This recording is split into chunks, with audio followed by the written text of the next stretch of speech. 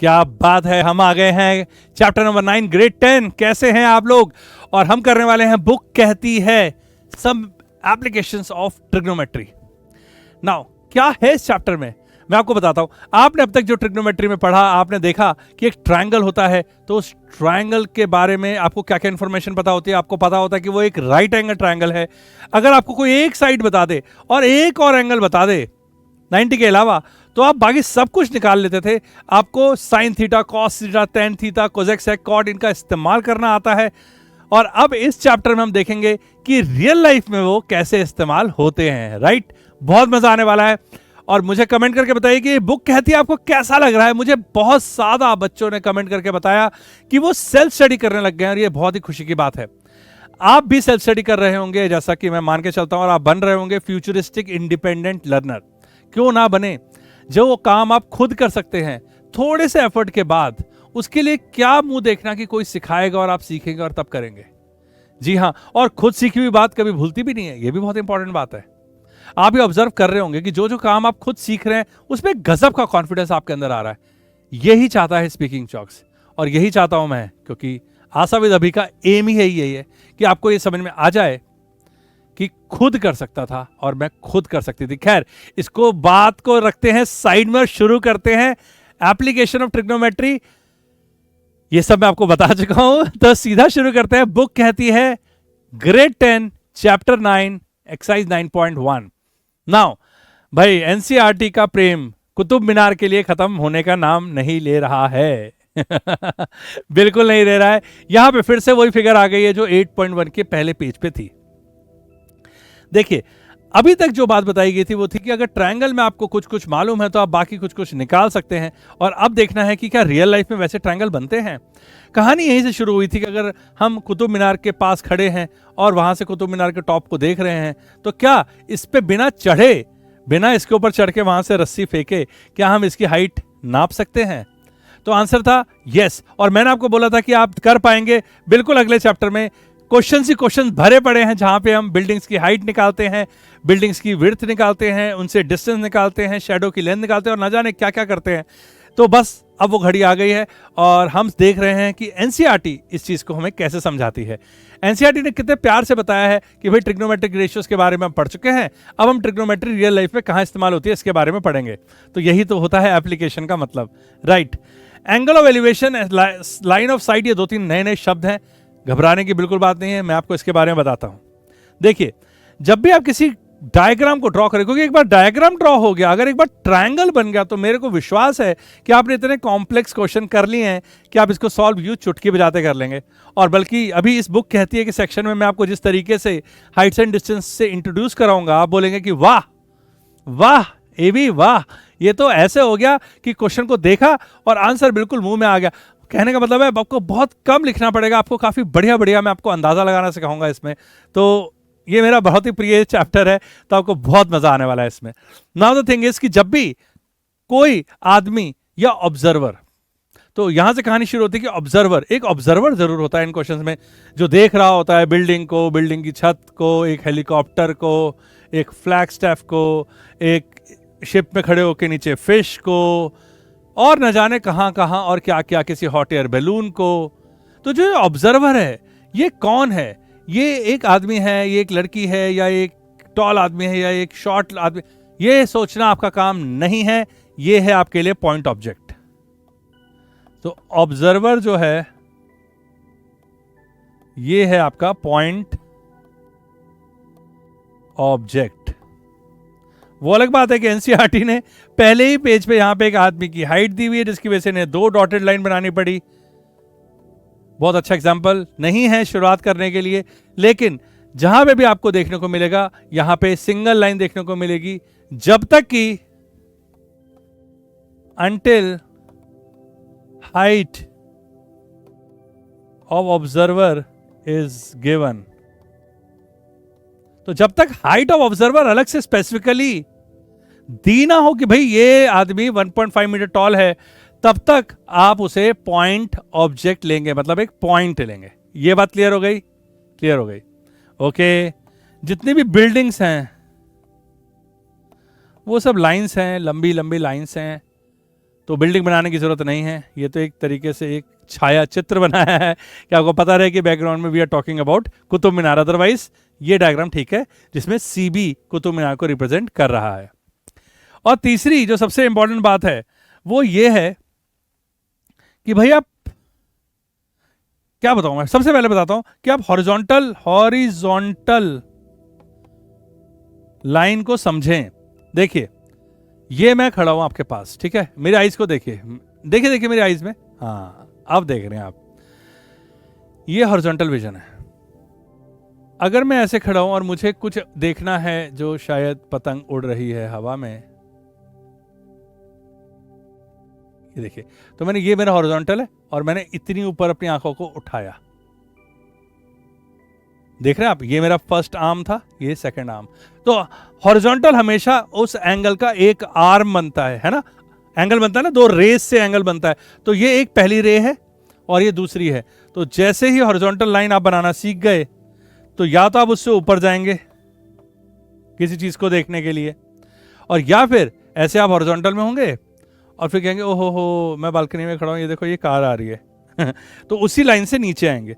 तो या तो उस लाइन से ऊपर जाएंगे या उस लाइन से नीचे आएंगे। तो ये आपको एक एंगल मिल गया जिसको बोलते हैं एलिवेशन, और ये आपको एक एंगल मिल गया जिसको बोलते हैं डिप्रेशन, और दोनों ही होते हैं हॉरिजॉन्टल लाइन से जुड़े हुए। तो हॉरिजॉन्टल लाइन से कितना ऊपर जाके आपने किसी चीज को देखा, जब आपने देखा तो वो ऑटोमेटिकली हो गई आपकी line of site, line of site LOS, या फिर नीचे भी देखा तो लाइन ऑफ साइट। तो लाइन ऑफ साइट होती है जहां पे आप देख रहे हो, और हॉरिजॉन्टल होता है जहां पे आप खड़े थे। अगर आप कुछ ना करते तो पैरेलल देखते, ग्राउंड के पैरेलल देखते, ग्राउंड के पैरेलल। अब जब एक आदमी ग्राउंड पे खड़ा है और उसकी हाइट हम कंसीडर नहीं कर रहे हैं, हम उसको पॉइंट ऑब्जेक्ट बोल रहे हैं, तो भाई ग्राउंड से कुतुब मीनार का तो डायग्राम ऐसे बन जाता सीधा सीधा। ये रहा हमारा आदमी, ये देखो ये एंगल ऑफ एलिवेशन, ऊपर देखने के लिए इसको इतनी मुंडी उठानी पड़ी, ये ग्राउंड खुद बन जाता इसकी हॉरिजॉन्टल लाइन। तो जब भी कोई ग्राउंड पे खड़ा होता है तो हॉरिजॉन्टल लाइन अपने आप ग्राउंड बन जाती है।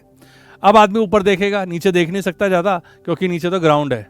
हाँ, आदमी कोई ऊंचाई पे खड़ा हो, किसी बिल्डिंग की छत पे खड़ा हो, यहां पे खड़ा है, और किसी हेलीकॉप्टर को देखे, तो अब यहां पे तो ग्राउंड है नहीं, ग्राउंड तो यहां पे है।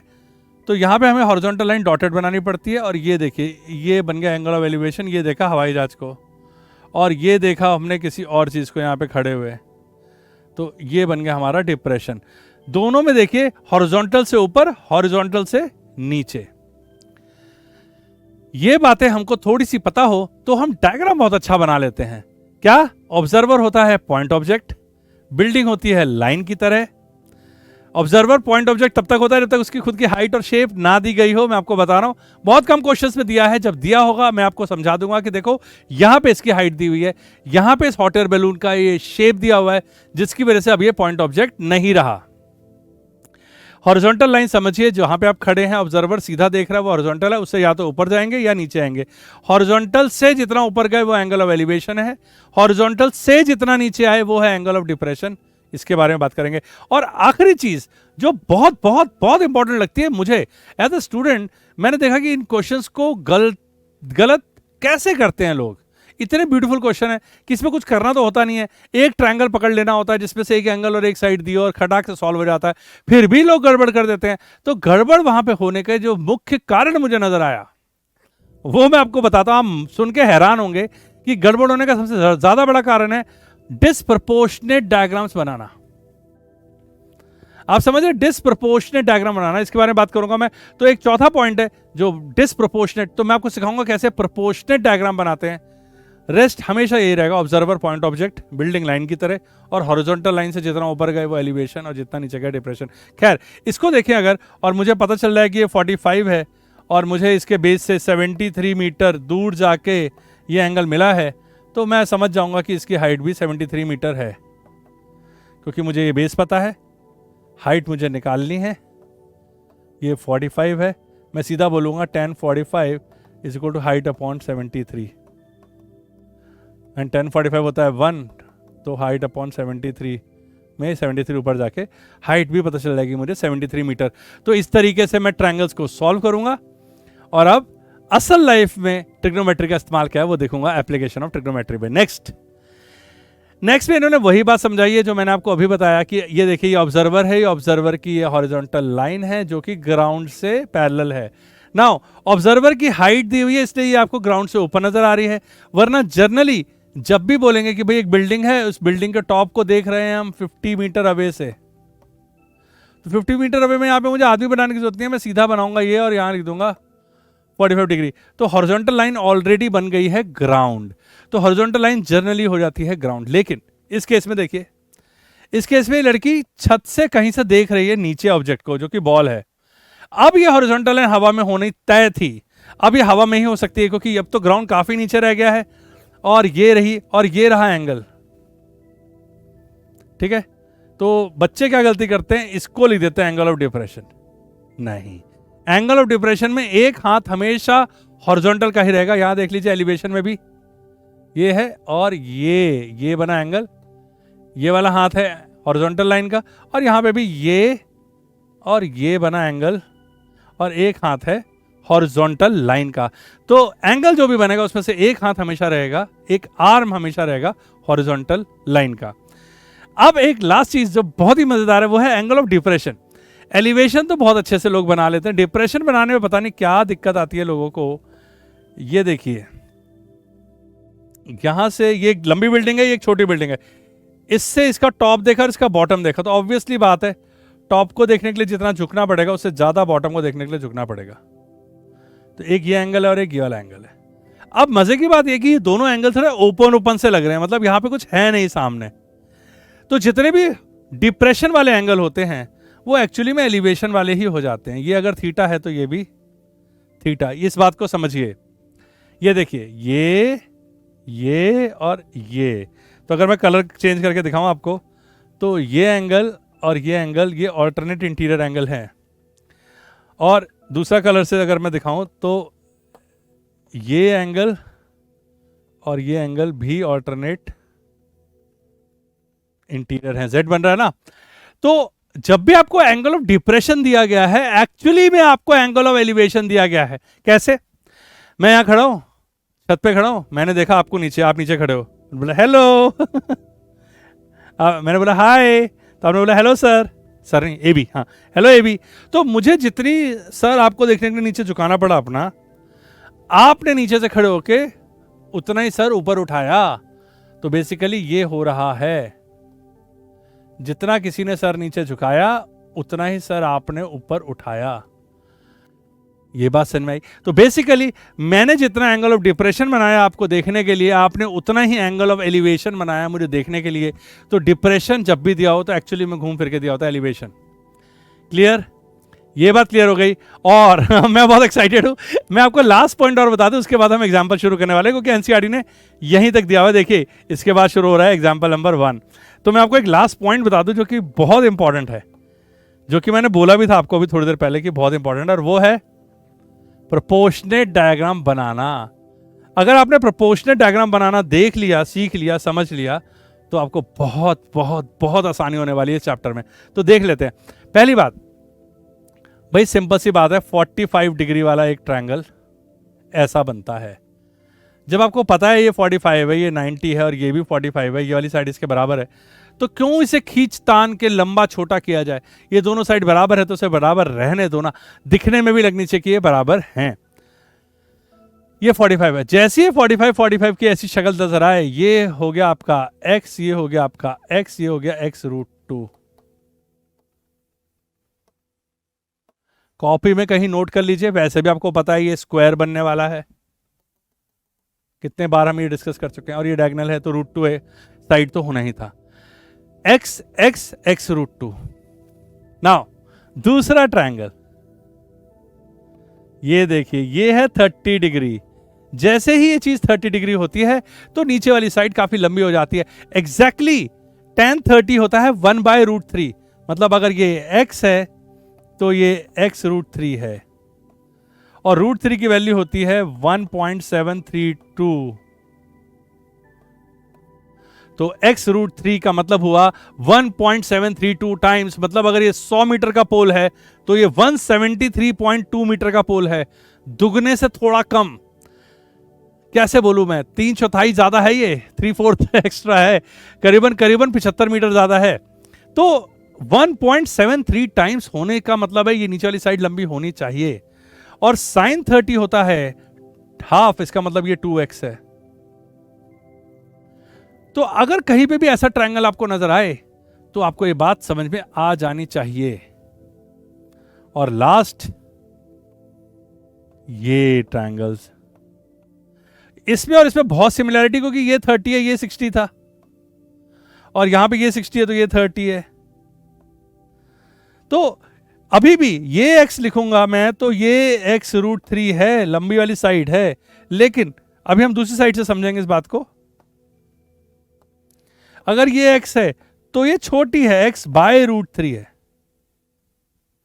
और अगर ये x बाय रूट 3 है तो ये 2x बाय रूट 3 है। ये आप इतना समझो कि 60 डिग्री वाले में जो लंबी वाली साइड होती है और ये छोटी वाली होती है, इसमें रिलेशन क्या। अगर मैंने यहां लिख दिया होता, डिफरेंट कलर से दिखाता आपको मजा आएगा, अगर मैंने यहां x लिख दिया होता पिंक से, तो मुझे यहां लिखना पड़ता x अपॉन रूट 3।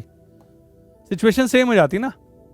60 डिग्री का अपोजिट अगर x है, 60 डिग्री का अपोजिट अगर x है, तो छोटी वाली साइड। आपको ये 3 ट्रायंगल अपने ब्लड में उतार लेने हैं। 45 देखते ही ये दोनों बराबर हैं, ये रूट 2 टाइम्स है। 30 देखते ही ये छोटी वाली साइड है, अगर वो x है तो लंबी वाली x रूट 3 है। अगर ये x है तो वो x अपॉन रूट 3 है, मतलब या तो इंटू रूट 3 होगी या अपॉन रूट 3 होगी, ठीक है। और यहां पे ठीक उल्टा, अगर लंबी वाली x है तो छोटी वाली x अपॉन रूट 3 होगी, अगर छोटी वाली x है तो लंबी वाली x रूट 3 टाइम्स होगी। ये बात अगर आपके ध्यान में है, आप देखिएगा कि हम इन क्वेश्चंस को कैसे मजे मजे में ओरली सॉल्व करते हैं। आपको लगेगा कि what a be they are so easy. मैं तो बोल ही रहा हूं कि पूरा के पूरा मैथ्स इजी है, कुछ भी मुश्किल नहीं है, ठीक है। तो हमने देखा कि ऑब्जर्वर पॉइंट ऑब्जेक्ट है, बिल्डिंग लाइन है, horizontal line angle of elevation हो चाहे डिप्रेशन हो, उसमें से एक आर्म देती है हमें। हॉरिजॉन्टल लाइन ज्यादातर होती है ग्राउंड, जब तक कि ऑब्जर्वर की हाइट ना दी हो, और अगर ऑब्जर्वर हवा में है तो हॉरिजॉन्टल लाइन डॉटेड से बनानी पड़ती है। हॉरिजॉन्टल लाइन से जितना एंगल हम नीचे जाते हैं उसको बोलते हैं angle of depression. Horizontal line से जितना एंगल ऊपर जाते हैं उसको बोलते हैं एंगल ऑफ एलिवेशन। फाइनली हम जहां देख रहे होते हैं उसको बोलते हैं लाइन ऑफ साइट। जब एंगल ऑफ डिप्रेशन दिया होता है तो एक्चुअली में एंगल ऑफ एलिवेशन भी दिया होता है, क्योंकि जितना हमें डिप्रेशन लगता है एक जगह से दूसरी जगह देखने में, उतना ही वहां से देखने में ऊपर एलिवेशन भी लगता है, क्योंकि ये ऑल्टरनेट इंटीरियर एंगल्स हैं, दो पैरेलल लाइंस के बीच में फंसे हुए हैं। और लास्ट चीज, अगर 45 डिग्री का एंगल दिया हो तो 1 रूट 2 होता है। अगर 30 डिग्री का दिया हो तो x और ये लंबी वाली साइड रूट 3 टाइम्स हो जाती है, और 60 का दिया हो तो ये x तो ये अपॉन रूट 3 टाइम्स हो जाती है, क्योंकि ऑब्वियसली ये छोटी है। देखते हैं ये नॉलेज हमारे कितने काम आती है, और हम एक सिंपल से गोल्डन रूल का सहारा लेंगे कि बनाएंगे डायग्राम और फट से सॉल्व कर देंगे। और अगर कॉम्प्लेक्स डायग्राम हुआ तो वहां से शुरू करेंगे जहां से सॉल्व कर सकते हैं सबसे पहले। लेकिन इन तीनों को अगर आप ध्यान रखेंगे तो आपको आने वाला है बहुत मजा। आइए शुरू करते हैं। एग्जाम्पल नंबर 1, ठीक है। हम थोड़ी देर के लिए कुछ नहीं सोचते, हम बस ये देखते हैं कि क्या हम इसे सॉल्व कर सकते थे। देखिए, from a point of the ground 15 metre away from the foot of a tower the angle of elevation of the top of the tower is found to be 60। तो ये बोल रहा है कि एक टावर है, दिख रहा है हमें टावर, 15 मीटर दूर खड़े हैं, ये 60 डिग्री है, उसके टॉप को देखने के लिए। देखिए, जिसने भी देखा उसको पॉइंट सी माना गया है, इसका मतलब वो पॉइंट ऑब्जेक्ट है, वो कोई आदमी औरत या बच्चा नहीं बनाया गया है। तो मैंने जो बोला था आपको कि पॉइंट ऑब्जेक्ट होगा, ये देखिए पहले एग्जांपल में ये साबित हो रहा है, ये पॉइंट ऑब्जेक्ट होगा। अब अगर मैं सिर्फ इसको देखूं कि ये जो भी है ये इससे रूट 3 टाइम्स है, लंबे वाली साइड है ना, तो ये जो भी है ये इससे रूट 3 टाइम्स होगा ना, तो 15 रूट 3। डोंट टेल मी कि ये निकालने के लिए इतनी देर लगी थी। हंसिए मत, हंसिए मत। ये तो मैंने आपको बोल ही दिया था कि भाई जहां पे भी ये 60 और 30 वाले आएंगे तो भाई अगर ये छोटी वाली साइड x है तो लंबी वाली x रूट 3 होगी, तो अगर छोटी वाली 15 है तो वो 15 रूट 3 तो होना ही था। अब इसे लिखने में कितना टाइम लगेगा भाई? tan 60 is equal to perpendicular upon base, base is 15 and AB is 15 root 3। It's okay. हम ये डायग्राम बनाएंगे, हम ये इतना सब इंग्लिश में भी लिखेंगे कि let A B be the tower and blah blah blah, but main core में तो हमें सॉल्व ही करना था और वो हमने देखते ही कर दिया। देखें अगला क्वेश्चन, ये देखिए अगले क्वेश्चन में लिखा हुआ है कि भाई ये एक सीढ़ी है, इसको 5 मीटर के पोल में चढ़ना है और इससे कितना 5 मीटर का ये पोल है और ये 1.3 मीटर नीचे तक इस सीढ़ी को टिकाना है, मतलब ये बचा हुआ हो गया आपका 3.7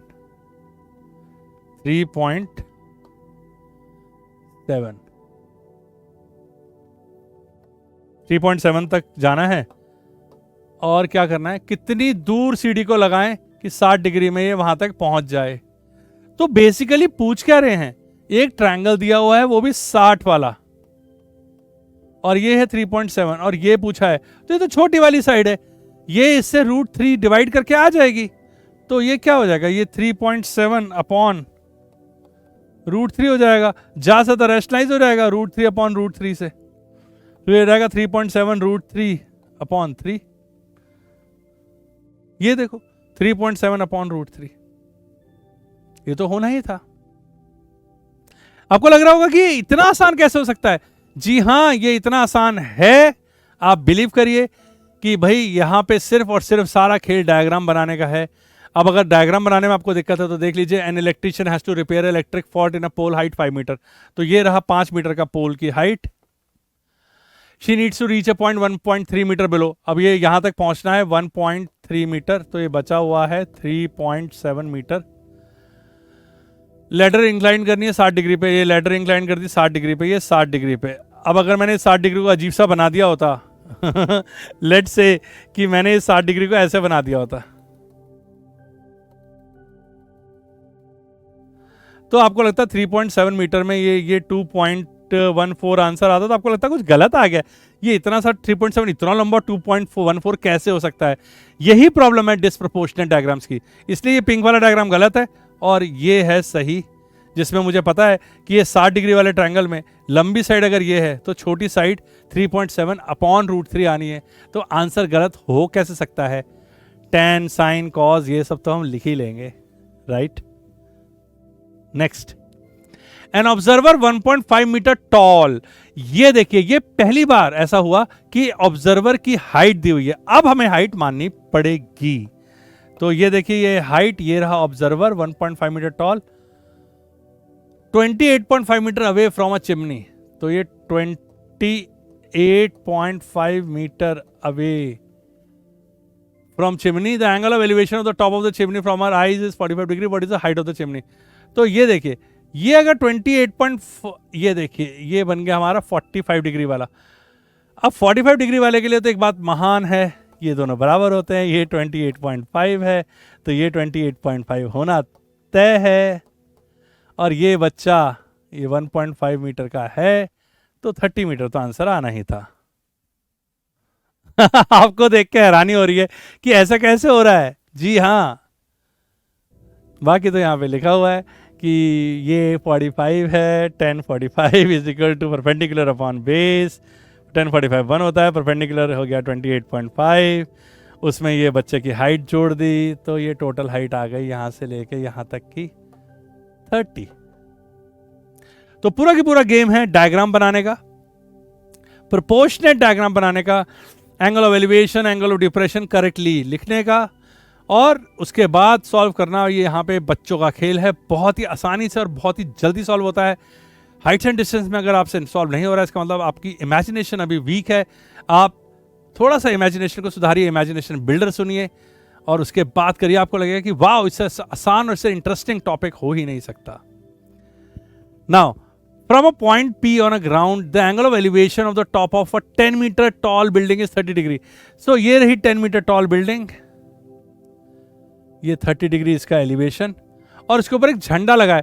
a flag is hosted eight the top of a building. इस टाइप के कई क्वेश्चंस हैं एनसीईआरटी में और बाकी रेफरेंस बुक्स में भी कि इसके ऊपर फ्लैग लगा हुआ है, और फ्लैग के टॉप को देखने के लिए 45 डिग्री का एंगल लगाना पड़ता है। तो क्वेश्चन क्या है, 10 मीटर, ये 10 दिया हुआ है ना, ठीक है, एक साइड तो दे ही दी, तो ज्यादा से ज्यादा ये पूछ लेगा कि डिस्टेंस कितना है, और यहाँ ज्यादा से ज्यादा ये पूछ लेगा फ्लैग की हाइट कितनी है, फ्लैग पोल की हाइट कितनी है। बट कोई प्रॉब्लम नहीं है, आप जरा इस क्वेश्चन को बना के तो देखिए, आपको मजा आ जाएगा। ये देखिए, जब आपको पता है कि ये 30 डिग्री है, जब आपको पता है कि ये 30 डिग्री है और बिल्डिंग की हाइट 10 है, तो ये तो 10√3 होनी ही थी। ये तो 10√3 होना ही था। और अगर ये 10√3 होना ही था तो ये पूरा की पूरा, क्योंकि ये 45 डिग्री है, ये 10√3 होना ही था। क्योंकि 45 डिग्री में तो परपेंडिकुलर और बेस बराबर होता है। और अगर ये 10√3 होना ही था और यहां तक तो 10 है ही, तो 10√3 में से 10 गया, तो ये हो गया आपका कितना हो गया, 10√3 - 1, तो ये हो गया करीबन 7.32 मीटर, है ना। 10√3 क्या होता है, 10 × 7 1.732, मतलब 17.32 मीटर। उसमें से 10 माइनस कर दो तो 7.32 मीटर। तो अगर आंसर आखिरी में 7.32 मीटर आ गया यहाँ पे, या ये डिस्टेंस 10√3 जो कि होता है 10 × 1.732 जो कि होता है 17.32 मीटर, ये आ गया, तो कौन सी बड़ी बात हो गई भाई, इतना आसान तो है ये। तो आप देख रहे हैं कि सिर्फ डायग्राम की समझ और उसका क्या कहते हैं, उसका प्रोपोर्शनेट होना ही सारे आंसर्स दिए डाल रहा है, कुछ करने की जरूरत ही नहीं है। लिख लीजिए आप, 1030 is equal to perpendicular upon base 1/√3 is equal to 10 upon AP is equal to 10√3 17.32। भाई वो तो हमें एग्जैक्टली पता था ना कि 17.32 आने वाला है, क्योंकि 30 डिग्री में ये जो होता है साइड, छोटी वाली लंबी वाली, उससे √3 टाइम्स होती है। और उसके बाद 1045 में भी पता है कि 1045 की वैल्यू 1 होती है, जो ऊपर आएगा वही नीचे आएगा। अरे भाई ये तो होना ही था, कैलकुलेशन तो हम कर ही लेंगे। ओके, क्वेश्चन नंबर 5 देखिए। The shadow of a tower standing on a level ground is found to be 40 metre longer. देखिए मैथ्स में अगर कहीं भी आपने वर्ड प्रॉब्लम पढ़ते वक्त कहीं पे भी ये लॉन्गर को लॉन्ग पढ़ लिया तो गड़बड़ हो जाएगी। लॉन्गर है वो, लॉन्गर मतलब जितनी पहले थी उससे ज्यादा। 40 metre longer when the sun's altitude is 30 degree then when it is 60 degree. तो कह रहे जब सूरज 60 डिग्री पे चमक रहा था, दिन था, तो शैडो बन रही थी इतनी सी, और जब थोड़ा सूरज ढला तो शैडो बन गई इतनी। और ये जो डिफरेंस है ना, ये लॉन्गर, ये है 40। कोई बात नहीं, बताना क्या है find the height of the tower, तो ये निकालना है, h निकालना है। भाई घबराने की कोई बात ही नहीं है। अगर ये h है और ये x है, तो हमें इतना तो पता है कि ये 30 डिग्री वाला है ना, तो ये √3h होने वाला है। भाई इसका तो ये आपको तो पता है ना 30 डिग्री वाले में क्या होता है कमाल, ये h है तो ये h √3 होना ही था, क्योंकि 30 डिग्री वाले में ये बहुत लंबी हो जाती है साइड। हम पढ़ चुके हैं, हम समझ चुके हैं, राइट। और अगर ये √3 टाइम्स होना ही है तो ये 40 + x क्यों है ये? अरे यार इसको x को भी x क्यों लिख रहे हो? यहां पे ये h है तो ये h अपॉन √3 होगा ना। ये देखो, ये 60 डिग्री वाले में अगर ये लंबी वाली चीज h है तो ये छोटी वाली इसके अपॉन √3 होगी। हो गया question, √3h is equal to 40 + h upon √3। इस पूरी में से h तो निकलना ही निकलना है, 20√3। सॉल्व भी तो करना है, क्योंकि ये 40 + x क्यों बोलूं मैं, 40 + h/√3 एक ही वेरिएबल रखते हैं ना, और ये इस h से पता चला कि √3h है, ये दोनों बराबर है, हमने बराबर डाल दिया, h तो निकलना ही निकलना है। इसको सॉल्व करने की क्या जरूरत है, ये इधर आएगा, ये रहेगा √3h - h upon √3 is equal to 40। ये 3h - h 2h upon √3 is equal to 40।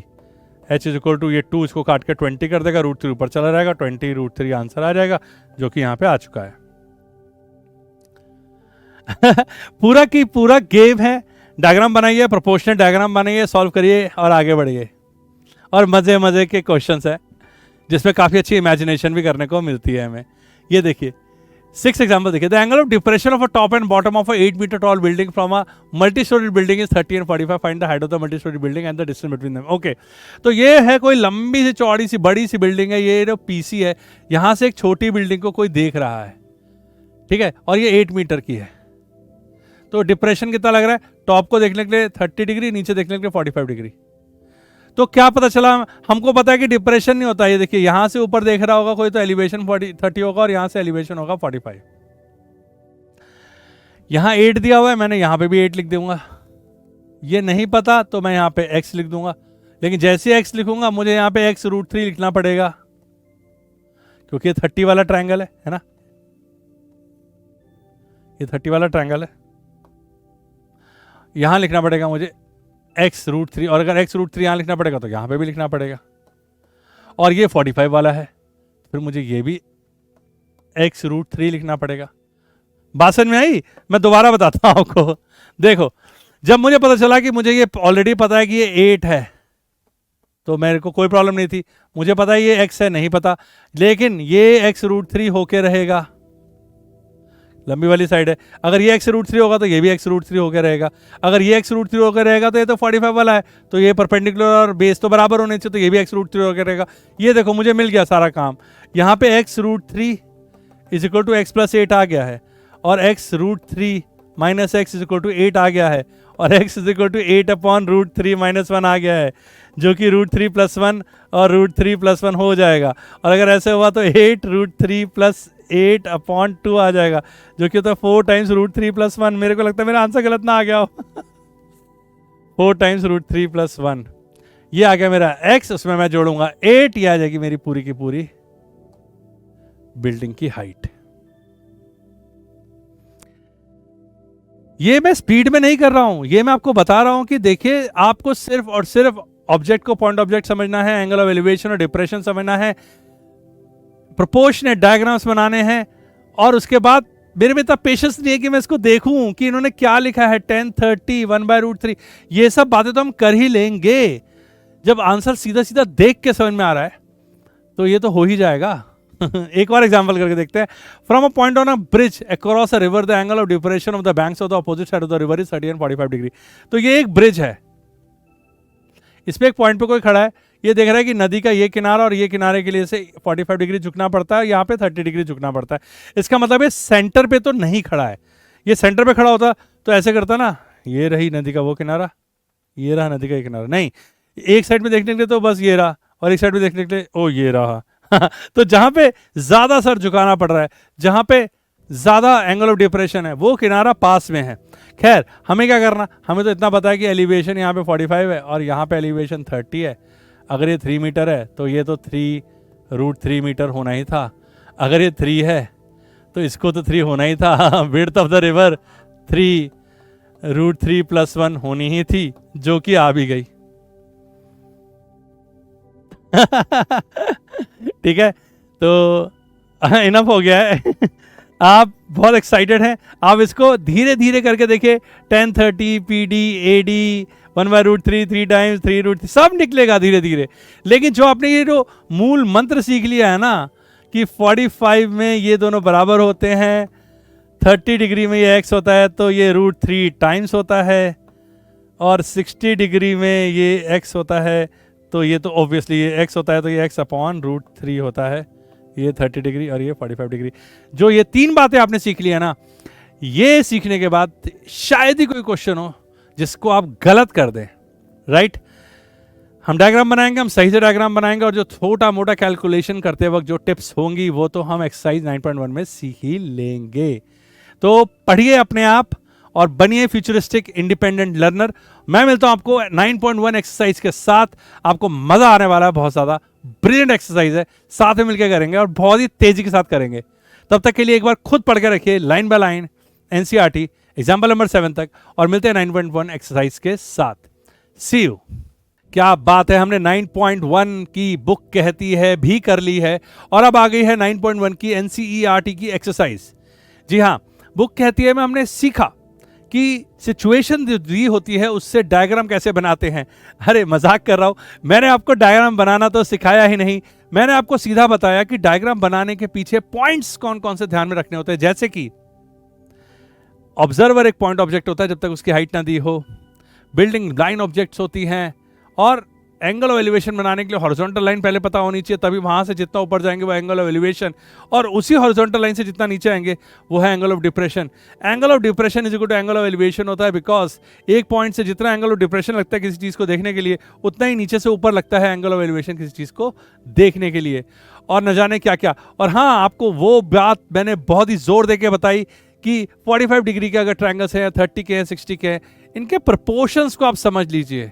जी हाँ, अब देखते हैं कि हम इन चीज़ों को कैसे अप्लाई कर पाते हैं और एक्चुअल क्वेश्चन सिनारियोज में इनको कैसे यूज कर पाते हैं। बहुत ही मजेदार एक्सरसाइज है, थोड़ी सी लंबी एक्सरसाइज है, हम एक ही शॉट में करेंगे। आपको भी मैं ये सलाह देता हूं कि एक बार आप किसी एक्सरसाइज को पकड़ के बैठें तो पूरा करके ही वहां से उठें।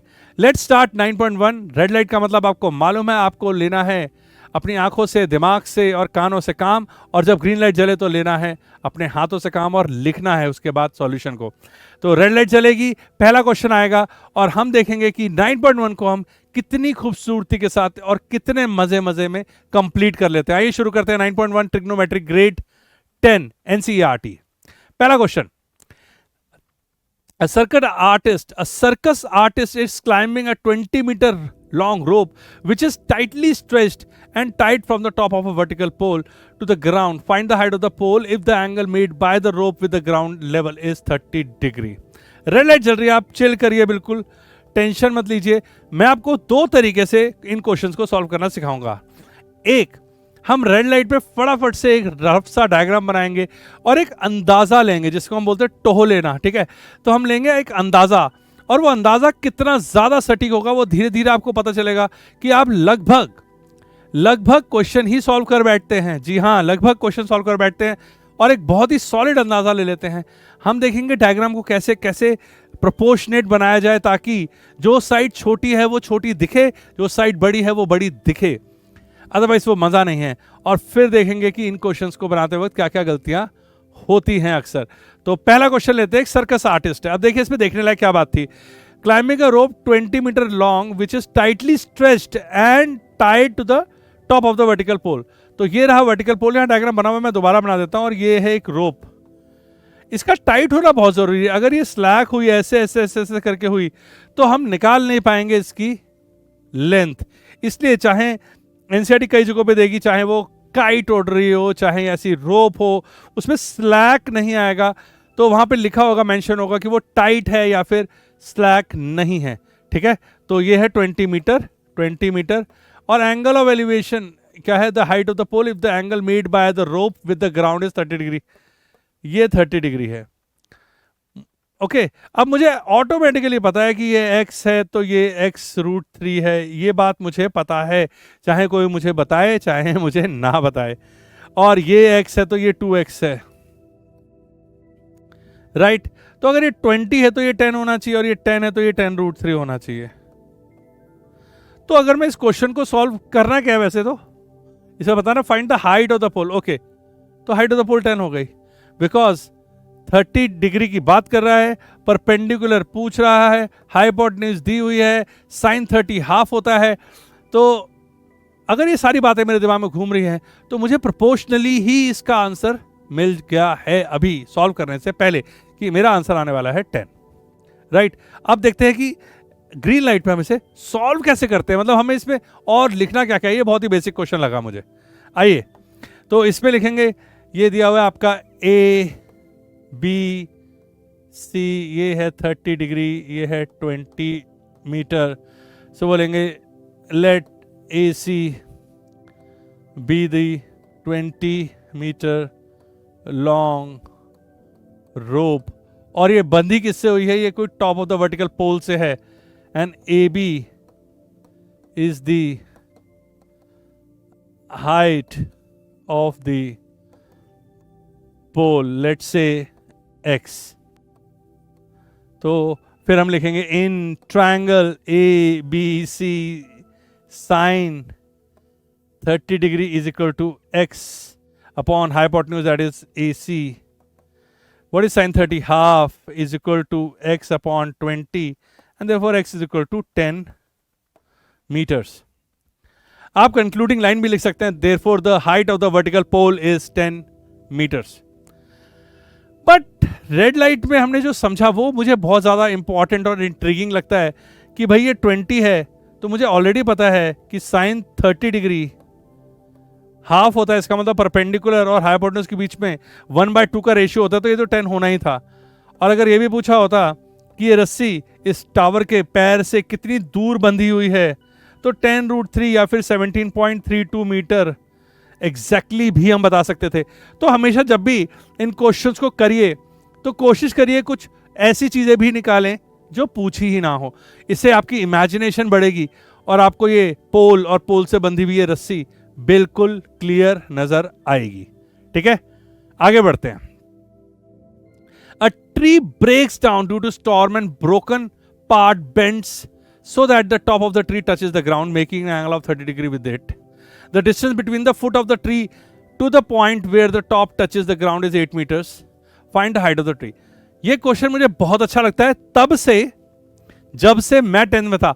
तो आप समझ सकते हैं ये कितना पुराना क्वेश्चन है, एनसीईआरटी ने कुछ चेंज नहीं किया है, बट ये क्वेश्चन बहुत ही ब्यूटीफुल है। मैं आपको बताऊं इस क्वेश्चन में क्या खास बात है। देखिए, इस क्वेश्चन की खास बात यह है कि ये एक ट्री है।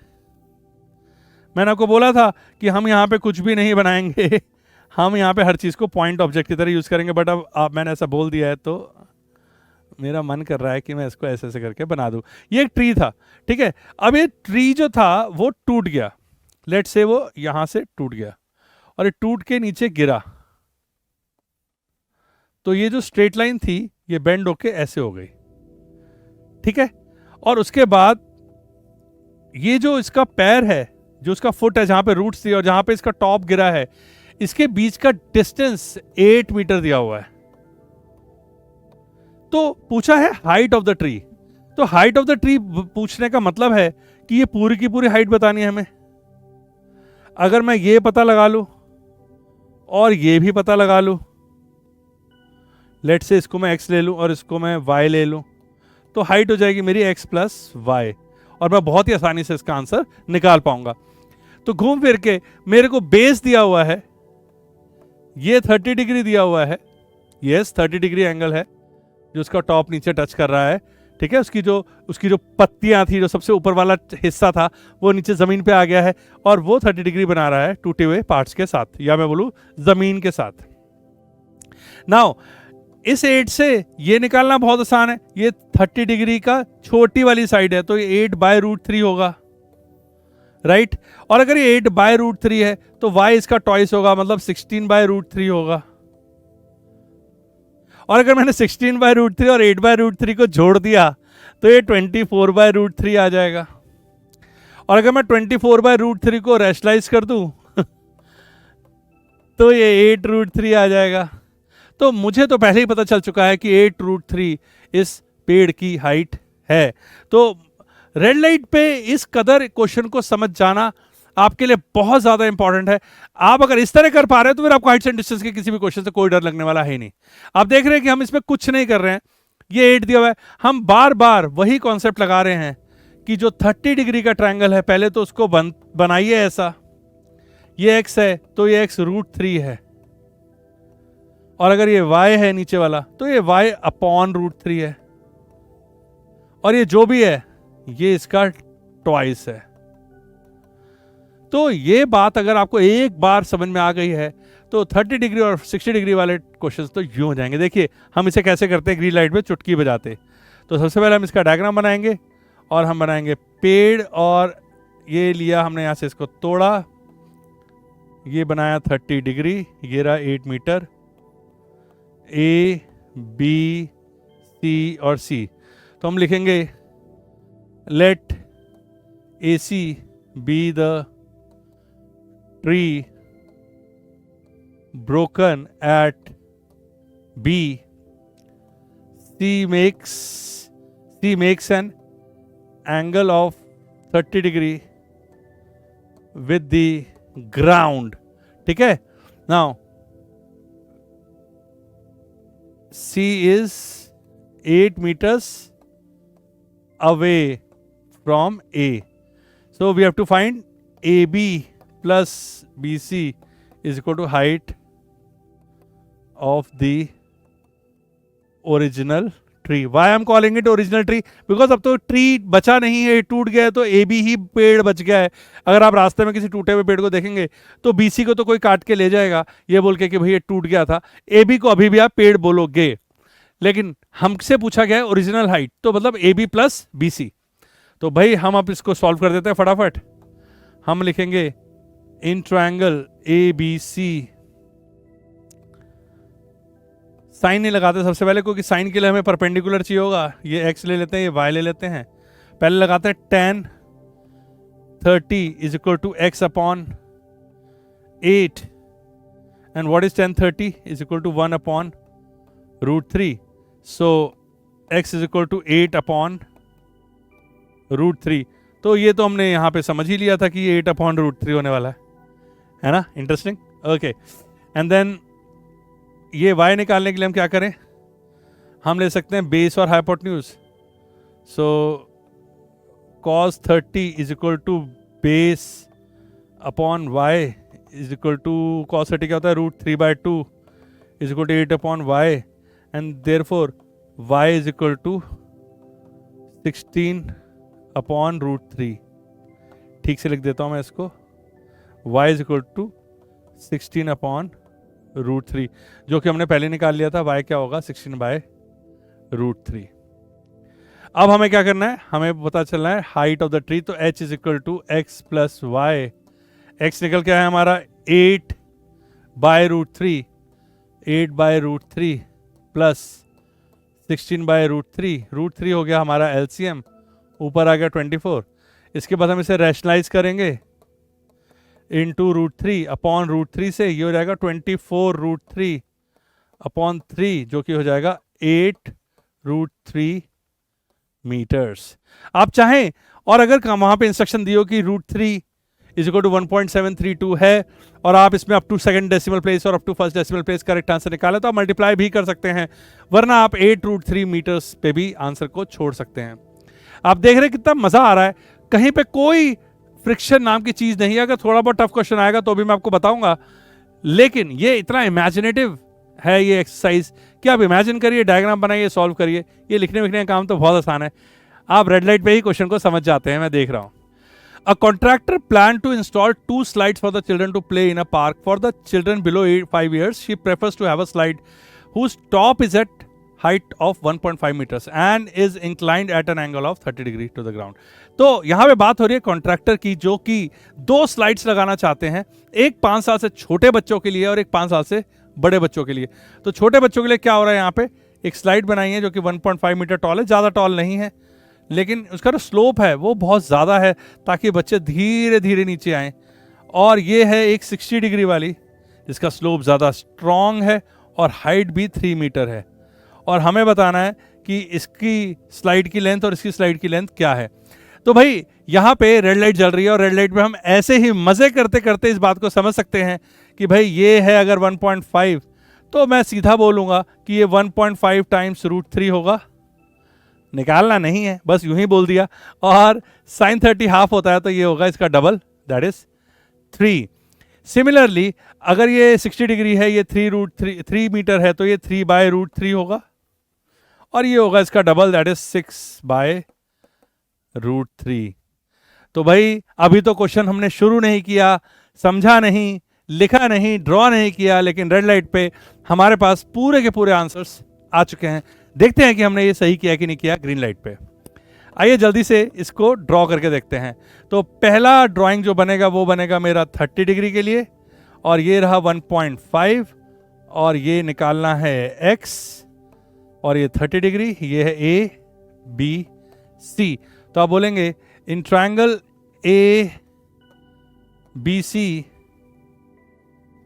AC is the slide and sin 30 degree is equal to AB by AC, which implies half is equal to 1.5 upon AC, and therefore AC is equal to 3 meters. तो पहली स्लाइड की लेंथ जो निकल के आई है सबसे छोटे बच्चों के लिए, 5 साल से नीचे के वाले बच्चों के लिए, वो आई है 3 मीटर्स. या काफ़ी है, छोटा सा प्लास्टिक का झूला है ये. ओके. और दूसरा अगर मैं करना चाहूँ तो मैं इसको दूसरे पेज पे कर सकता हूँ, और वो होगा आपका, ये देखिए, ये है आपका 60 डिग्री और ये A B C. तो आप लिखेंगे in triangle A B C AC is the height, AC is the slide, and ये स्लाइड है तो मैं लिखूंगा sin 60, और ये है 3 metre. sin 60 is equal to AB upon A C is equal to 3 upon A C is equal to sine 60 क्या होता है √3/2. So what is A C? A C is equal to 6 upon √3. इसको rationalise करना ज़रूरी होगा और मैं इसको करूँगा 6√3/3 दैट इज 2√3 मीटर्स. तो यहाँ पे मेरा आंसर निकल के आया 3 मीटर्स और वहाँ निकल के आया 2√3 मीटर्स. यहाँ पे मेरा आंसर निकल के आया था 6/√3 जिसको रैशनलाइज करने पे आता है 2√3 और ये आया था मेरा 3. तो रेड लाइट पे भी हमने इस क्वेश्चन को पूरी तरीके से, थोड़ा नहीं पूरी तरीके से समझ लिया था, सिर्फ डायग्राम बनाना बाकी रह गया था और लिखना बाकी रह गया था. तो मुझे कमेंट करके बताइएगा कि आपको ये एक्सरसाइज, ये टॉपिक उतना ईजी लग रहा है कि नहीं, क्योंकि मुझे ऐसा लग रहा है कि इसमें कुछ बचा ही नहीं है जो आपको जरा भी हर्ट करे. आपको ऐसा लगेगा कि वाह ये तो बहुत ही ज्यादा स्मूथ एंड सिंपल है, और ऐसा होना ही था एबी के साथ, राइट. आइए, the angle of elevation of the top of the tower from a point on a ground which is 30 metre away from the foot of the tower is 30 degree. Find the height of the tower. So इसमें देखिए important बातें मैं फिर से पढ़ता हूँ. एक, the angle of elevation of the top of the tower. तो एक तो टावर है यहाँ पे, ओके, रेड लाइट चल रही है, चिल करिए. एक टावर है. Angle of elevation of the top of the tower कितना दिया हुआ है? 30 मीटर अवे, 30 डिग्री. तो 30 डिग्री को प्रोपोर्शनेट बनाने की कोशिश करिए. प्रोपोर्शनेट बनाने की कोशिश करेंगे तो लंबा सा बनाएंगे, और ये 30 मीटर अवे है और ये 30 डिग्री है. तो भाई आपको कुछ भी निकालना हो, मुझे ये भी ना पता हो कि मुझे क्या निकालना, तो मुझे पता है कि ये साइड छोटी है, ये लंबी है, और ये 30/√3 है, जो कि रैशनलाइज होने के बाद 10√3 आने वाली है, और ये इसकी डबल है 20√3. अभी क्वेश्चन क्या है, क्या पूछ रहा है, इससे मुझे कोई खास मतलब ही नहीं है. जो मर्जी पूछे हम बता सकते हैं. अभी तो सिर्फ क्वेश्चन को हमने रीड किया है. Find the height of the tower 10√3. ठीक है, अब इसको सॉल्व करके देखते हैं कि ये जो टेक्निक है, ये जो प्रोपोर्शनल ट्रायंगल्स को देख के उनके बारे में जल्दी आंसर्स देने की टेक्निक है, वो कितनी हेल्पफुल है हमारी, और हमारा आंसर ठीक है कि नहीं है. तो ये जली green light. Angle of elevation of the top of the tower from a point on a ground. तो ये रहा हमारा टावर जो कि एक स्ट्रेट लाइन है. From a point on a ground 30 degree है. तो मैंने 30 डिग्री के हिसाब से प्रोपोर्शनेट डायग्राम बनाया है. ये ए है, ये बी है और ये सी है, विच इज 30 मीटर अवे. तो ये जो पॉइंट है वो उसके फुट ऑफ द टावर से 30 मीटर अवे है. हमें निकालना है find the height of the tower. तो let the height of the tower be h. तो यहां पे हम लिख सकते हैं इन ट्रायंगल ए बी सी हमें निकालना है परपेंडिकुलर अपॉन बेस. तो tan 30 degree is equal to perpendicular that is A B upon base that is B C is equal to h upon 30 is equal to tan 30 is 1/√3. So h is equal to 30 upon √3 जो कि multiply और divide होगा √3 से, is equal to 30√3/3 और simply 10√3 metres. Now 10√3 शायद हम निकाल चुके हैं बहुत पहले क्वेश्चन पढ़ने के साथ साथ ही. तो मज़ा आ रहा होगा आप लोगों को कि भाई ये तो गजब हो गया. ये तो सुना था कि भाई हाइट्स एंड डिस्टेंस बड़ा कॉम्प्लेक्स होता है वगैरह वगैरह वगैरह, लेकिन आपको मैं बता दूं जब होना ही 30 डिग्री 60 डिग्री और 45 के बीच में सारा खेल है, तो क्यों ना एक बार में ही समझ लिया जाए कि 45 डिग्री के ट्रायंगल्स कैसे बिहेव करते हैं, 60 के कैसे करते हैं और 30 के कैसे करते हैं. ठीक है, अगला क्वेश्चन देखते हैं. A kite is flying at height of 60 metre. Okay, kite is flying at a height of 60 meter above the ground. The string attached to it kite is temporarily tied to a point on a ground.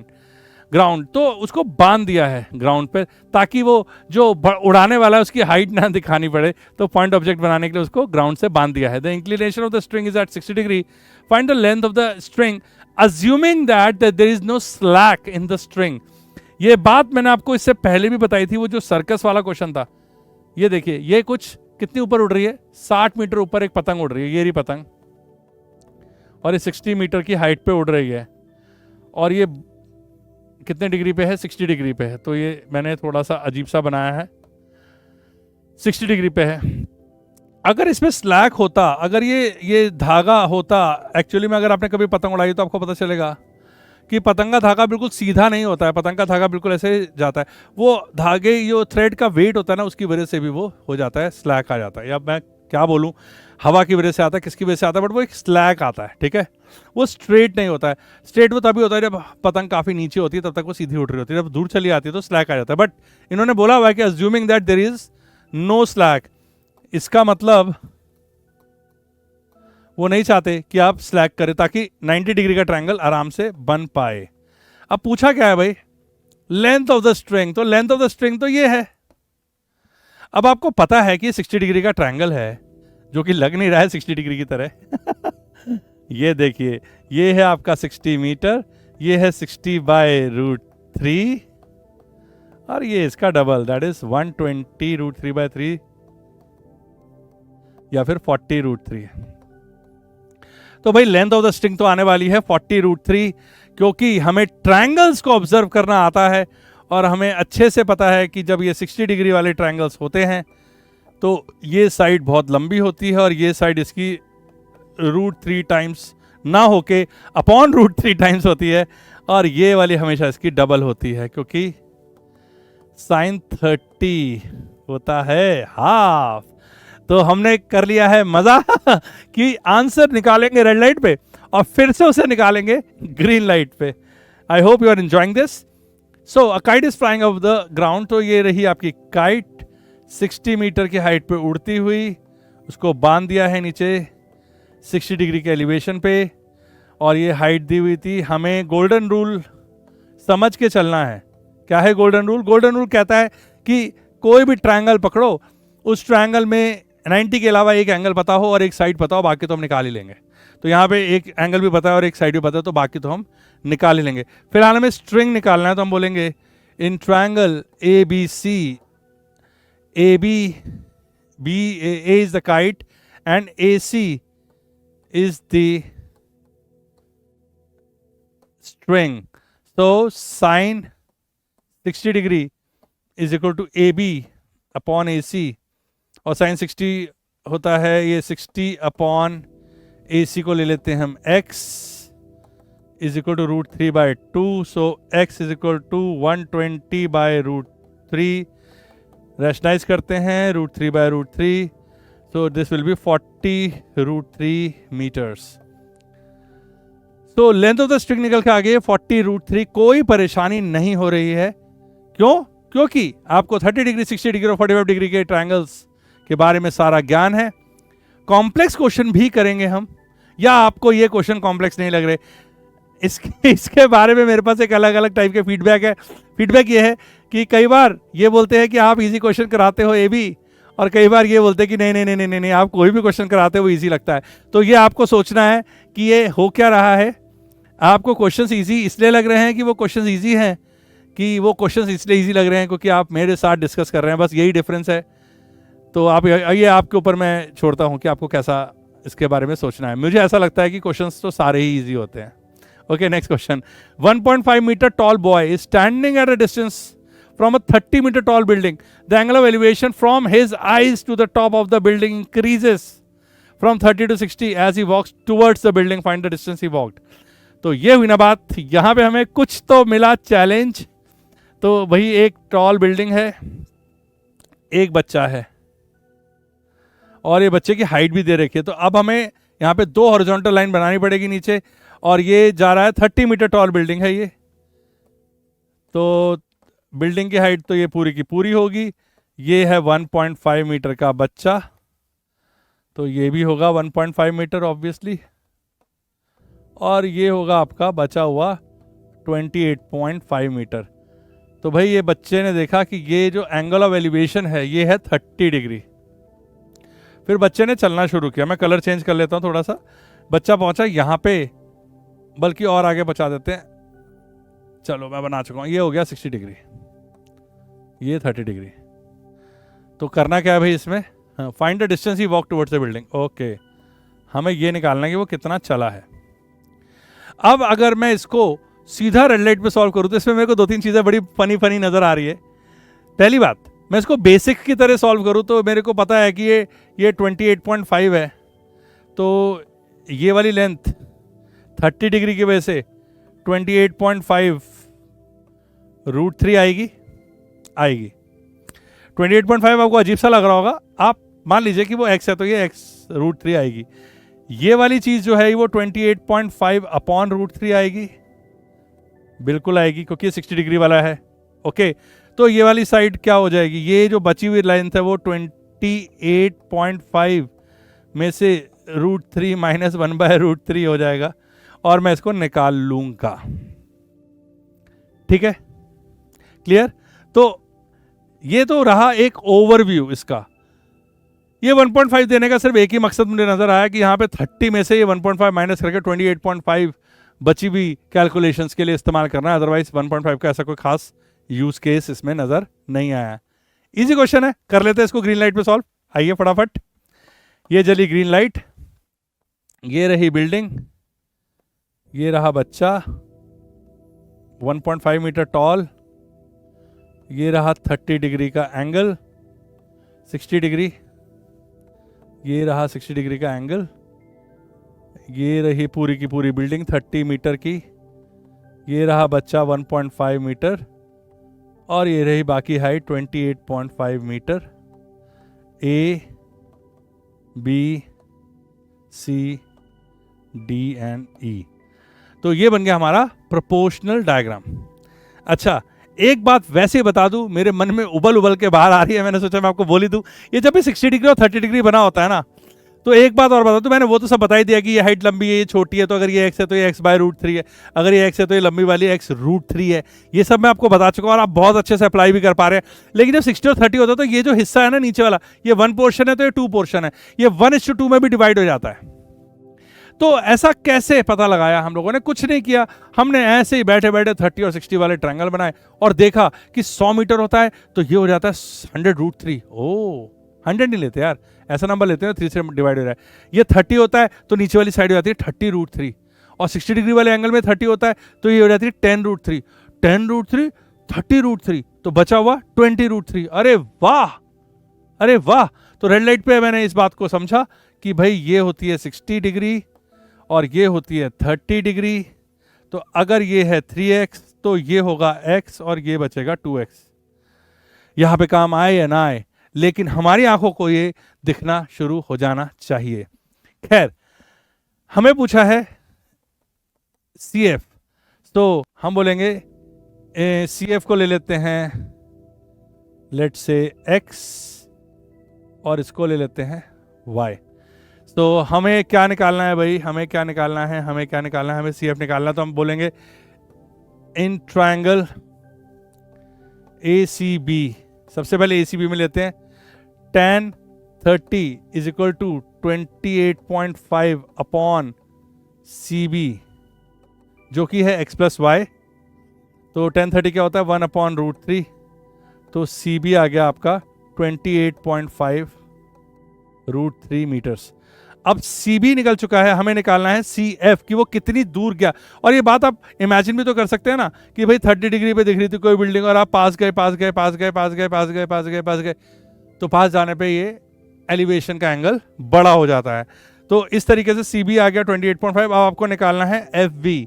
तो in triangle कौन सा है AFB, tan 60 is equal to 28.5 upon y and y is equal to tan 60 क्या होता है 1/√3, so 28.5 1/√3, tan 60 होता है √3, 28/√3।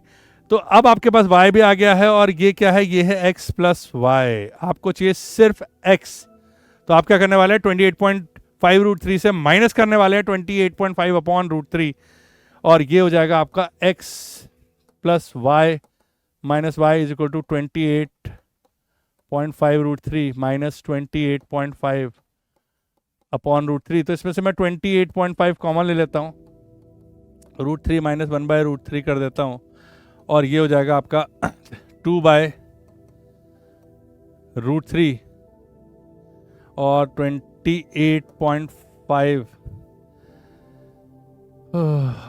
इसको मैं कर देता हूँ 28.5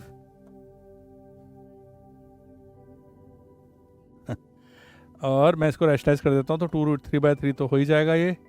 और ये मैं काटने जाऊँ तो 9 3 26 7 एंड 9.5, तो ये हो गया आपका 19√3।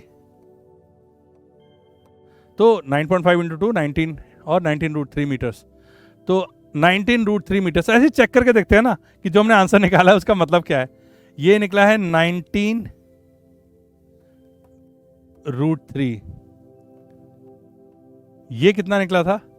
ये होना चाहिए इसका आधा, दैट मीन्स ये होना चाहिए 9.5।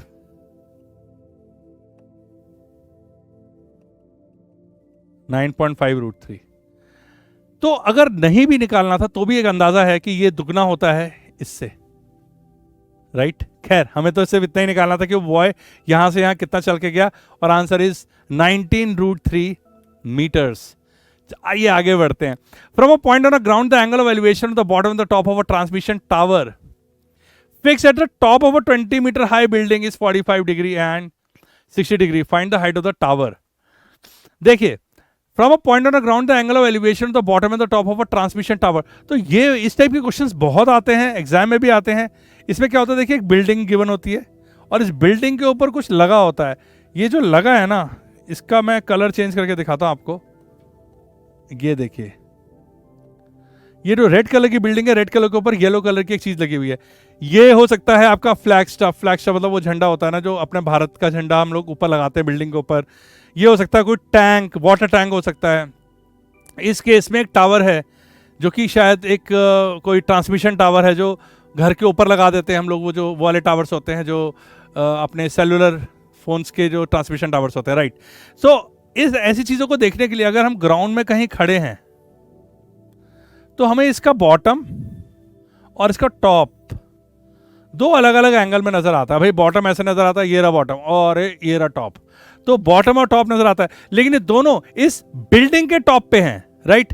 तो इस ऑब्जेक्ट का बॉटम या बिल्डिंग का टॉप एक ही बात है। तो अगर वहां पे लिखा रहा है कि बिल्डिंग के टॉप को और इस ट्रांसमिशन टावर के टॉप को देखने के लिए दो एंगल लगते हैं, तो भी सेम होगा।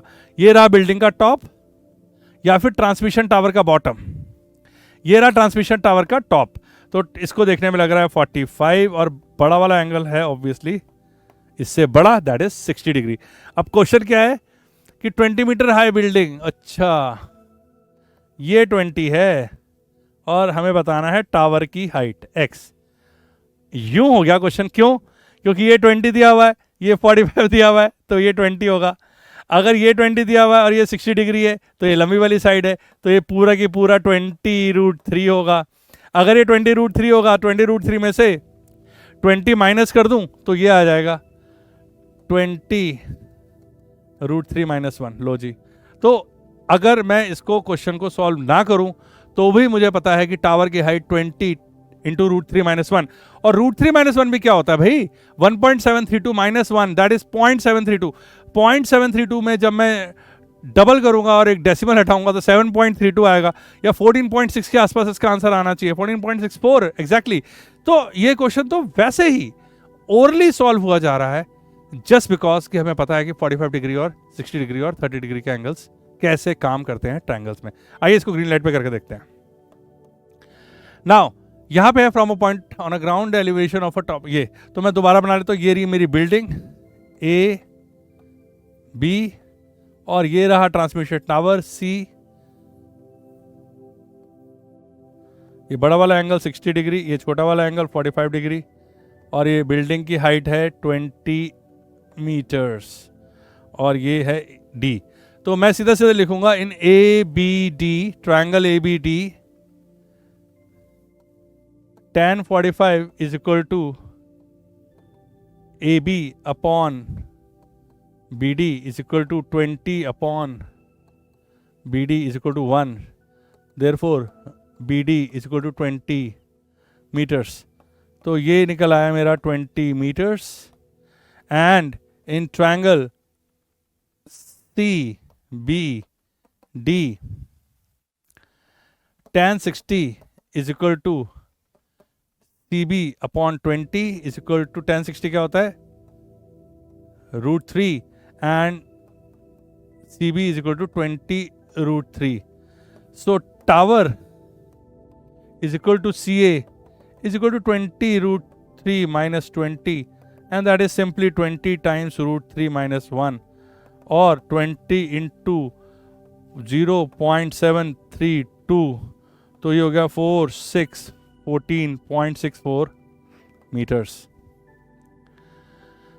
तो आपने देखा कि कोई प्रॉब्लम ही नहीं है किसी भी क्वेश्चन को समझने में, ना डायग्राम बनाने में, ना उसको सॉल्व करने में। अभी तक कोई कॉम्प्लेक्सिटी हमारे सामने नहीं आई है, और ये एक्सरसाइज के हम क्वेश्चन नंबर 7 में आ चुके हैं। 14.64 मीटर्स इसका आंसर है। Next question, a statue 1.6 metre tall stands on the top of a pedestal from a point on a ground the angle of elevation of the top of the statue is 60 degree and from the same point the angle of elevation of the top of the pedestal is 45 degree। मैंने आपको last question में ये बात बोली, फिर से मैं बोलूंगा कि ये एक बिल्डिंग है और इस बिल्डिंग के ऊपर कोई चीज लगी हुई है। तो ये जो पॉइंट है ये टॉप ऑफ बिल्डिंग भी है और यही point bottom of let's say ये टैंक है, ये भी है। तो इस पॉइंट को जिस तरीके से एक्सप्लेन किया जाता है, इसमें इस टाइप के क्वेश्चंस में थोड़ा सा कंफ्यूजन पैदा हो सकता है। पिछले वाले क्वेश्चन में हमने देखा कि उन्होंने बोला था कि at the angle of elevation of the bottom and the top of a transmission tower, bottom and top, तो ट्रांसमिशन का बॉटम, ट्रांसमिशन का टॉप। इस क्वेश्चन में बिल्डिंग का टॉप या क्या है यहां पे, ये है पेडेस्ट्रियल, पेडेस्ट्रियल का टॉप और स्टैचू का टॉप। तो टॉप वर्ड 2 बार इस्तेमाल हुआ है, बॉटम वर्ड इस्तेमाल ही नहीं हुआ है।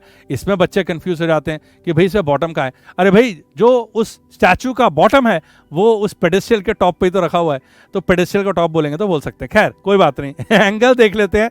एंगल 60 और 45 है, जो कि हमारे मनपसंद एंगल्स हैं। बड़ा वाला 60, छोटा वाला 45, और find the height of the pedestal. तो कुछ तो दिया होगा 1.68, ये दिया हुआ 1.6, और ये निकालना है x लेट से। तो भाई पिछली बार x दिया हुआ था, ऊपर वाला निकाला था, इस बार ये x पूछ लिया है। कोई बात नहीं, अगर ये x है तो ये भी x ही होगा, 45 डिग्री जो ठहरा। और अगर ये x है तो ये बड़ा वाला x √3 होना ही चाहिए। और जब x √3 1.6 प्लस x बन जाएगा तो फिर x तो आना निश्चित है, तो कोई बड़ी बात तो है नहीं। x √3 is equal to x plus 1.6, तो x √3 minus x is equal to 1.6, तो 1.6 upon √3 minus 1 into √3 plus 1 upon √3 plus 1 करके आ जाएगा। द थिंग इज कि आंसर आपके दिमाग में घूमने लग जाता है जब आपको ये बात समझ में आ जाती है कि इसमें करने के लिए अब कुछ बचा नहीं है। x प्लस 1.6 करेंगे तो x √3 minus 1 is equal to 1.6, और is equal to 1.6 upon √3 minus 1 into √3 plus 1 upon √3 plus 1, तो ये रहेगा 0.8 इंटू √3 प्लस 1। रेड लाइट चल रही है, क्वेश्चन शुरू हुआ नहीं है, क्वेश्चन सॉल्व हो चुका है। ये हो क्या रहा है, लेकिन जो भी हो रहा है बहुत मजा आ रहा है। आइए ग्रीन लाइट में चलते हैं और देखते हैं। तो यहाँ पे एक पेडेस्ट्रियल दिया हुआ है, फिर से देखते हैं। ये रहा आपका पेडेस्ट्रियल, ये रही आपकी स्टैचू जो कि 1.6 मीटर टॉल है। ये रहा एंगल आपका 60 डिग्री 45 का। ये दोनों एंगल अच्छे नहीं बने, और मैं आपको फिर बता दूं कि जब तक प्रोपोर्शनल डायग्राम नहीं बनता है तब तक मुझे फीलिंग नहीं आती है। तो ये रहा आपका बिल्डिंग, ये रहा, मैं पहले 45 वाला बना लेता हूँ, और ये रहा आपका ये 60 डिग्री, ये 45 डिग्री, ये 1.6 मीटर है, 1.6 मीटर टॉल स्टैचू है। बिल्डिंग की हाइट हमें पता लगानी है, नाम दे देता हूँ मैं A B C D। तो शुरुआत करते हैं 1045 वाले से। मैं लिखूंगा in triangle BCD 1045 is equal to BD upon CD। So okay, दोनों ही x हो जाएंगे। So we can say BD is equal to CD is equal to x meter. Now in triangle ABC tan 60 degree, साफ से लिखने में कुछ extra नहीं लगेगा। AB tan 60 degree is equal to 1.6 plus x upon x is equal to and this is root 3. So x root 3 is equal to x plus 1.6. X root 3 minus 1 is equal to 1.6. x is equal to 1.6 upon root 3 minus 1. Rationalise हम तुरंत कर देते हैं, बिल्कुल tension नहीं लेनी है. और ये हो जाएगा आपका 16 रूट 3 प्लस 16. या मैं इसको अभी ब्रैकेट में रखता हूँ ना, इसको इतना ओपन करने की क्या ज़रूरत है. ये हो गया आपका अपॉन 2 16 टाइम्स रूट 3 प्लस 1. तो ये हो गया आपका 8 root 3 plus 8.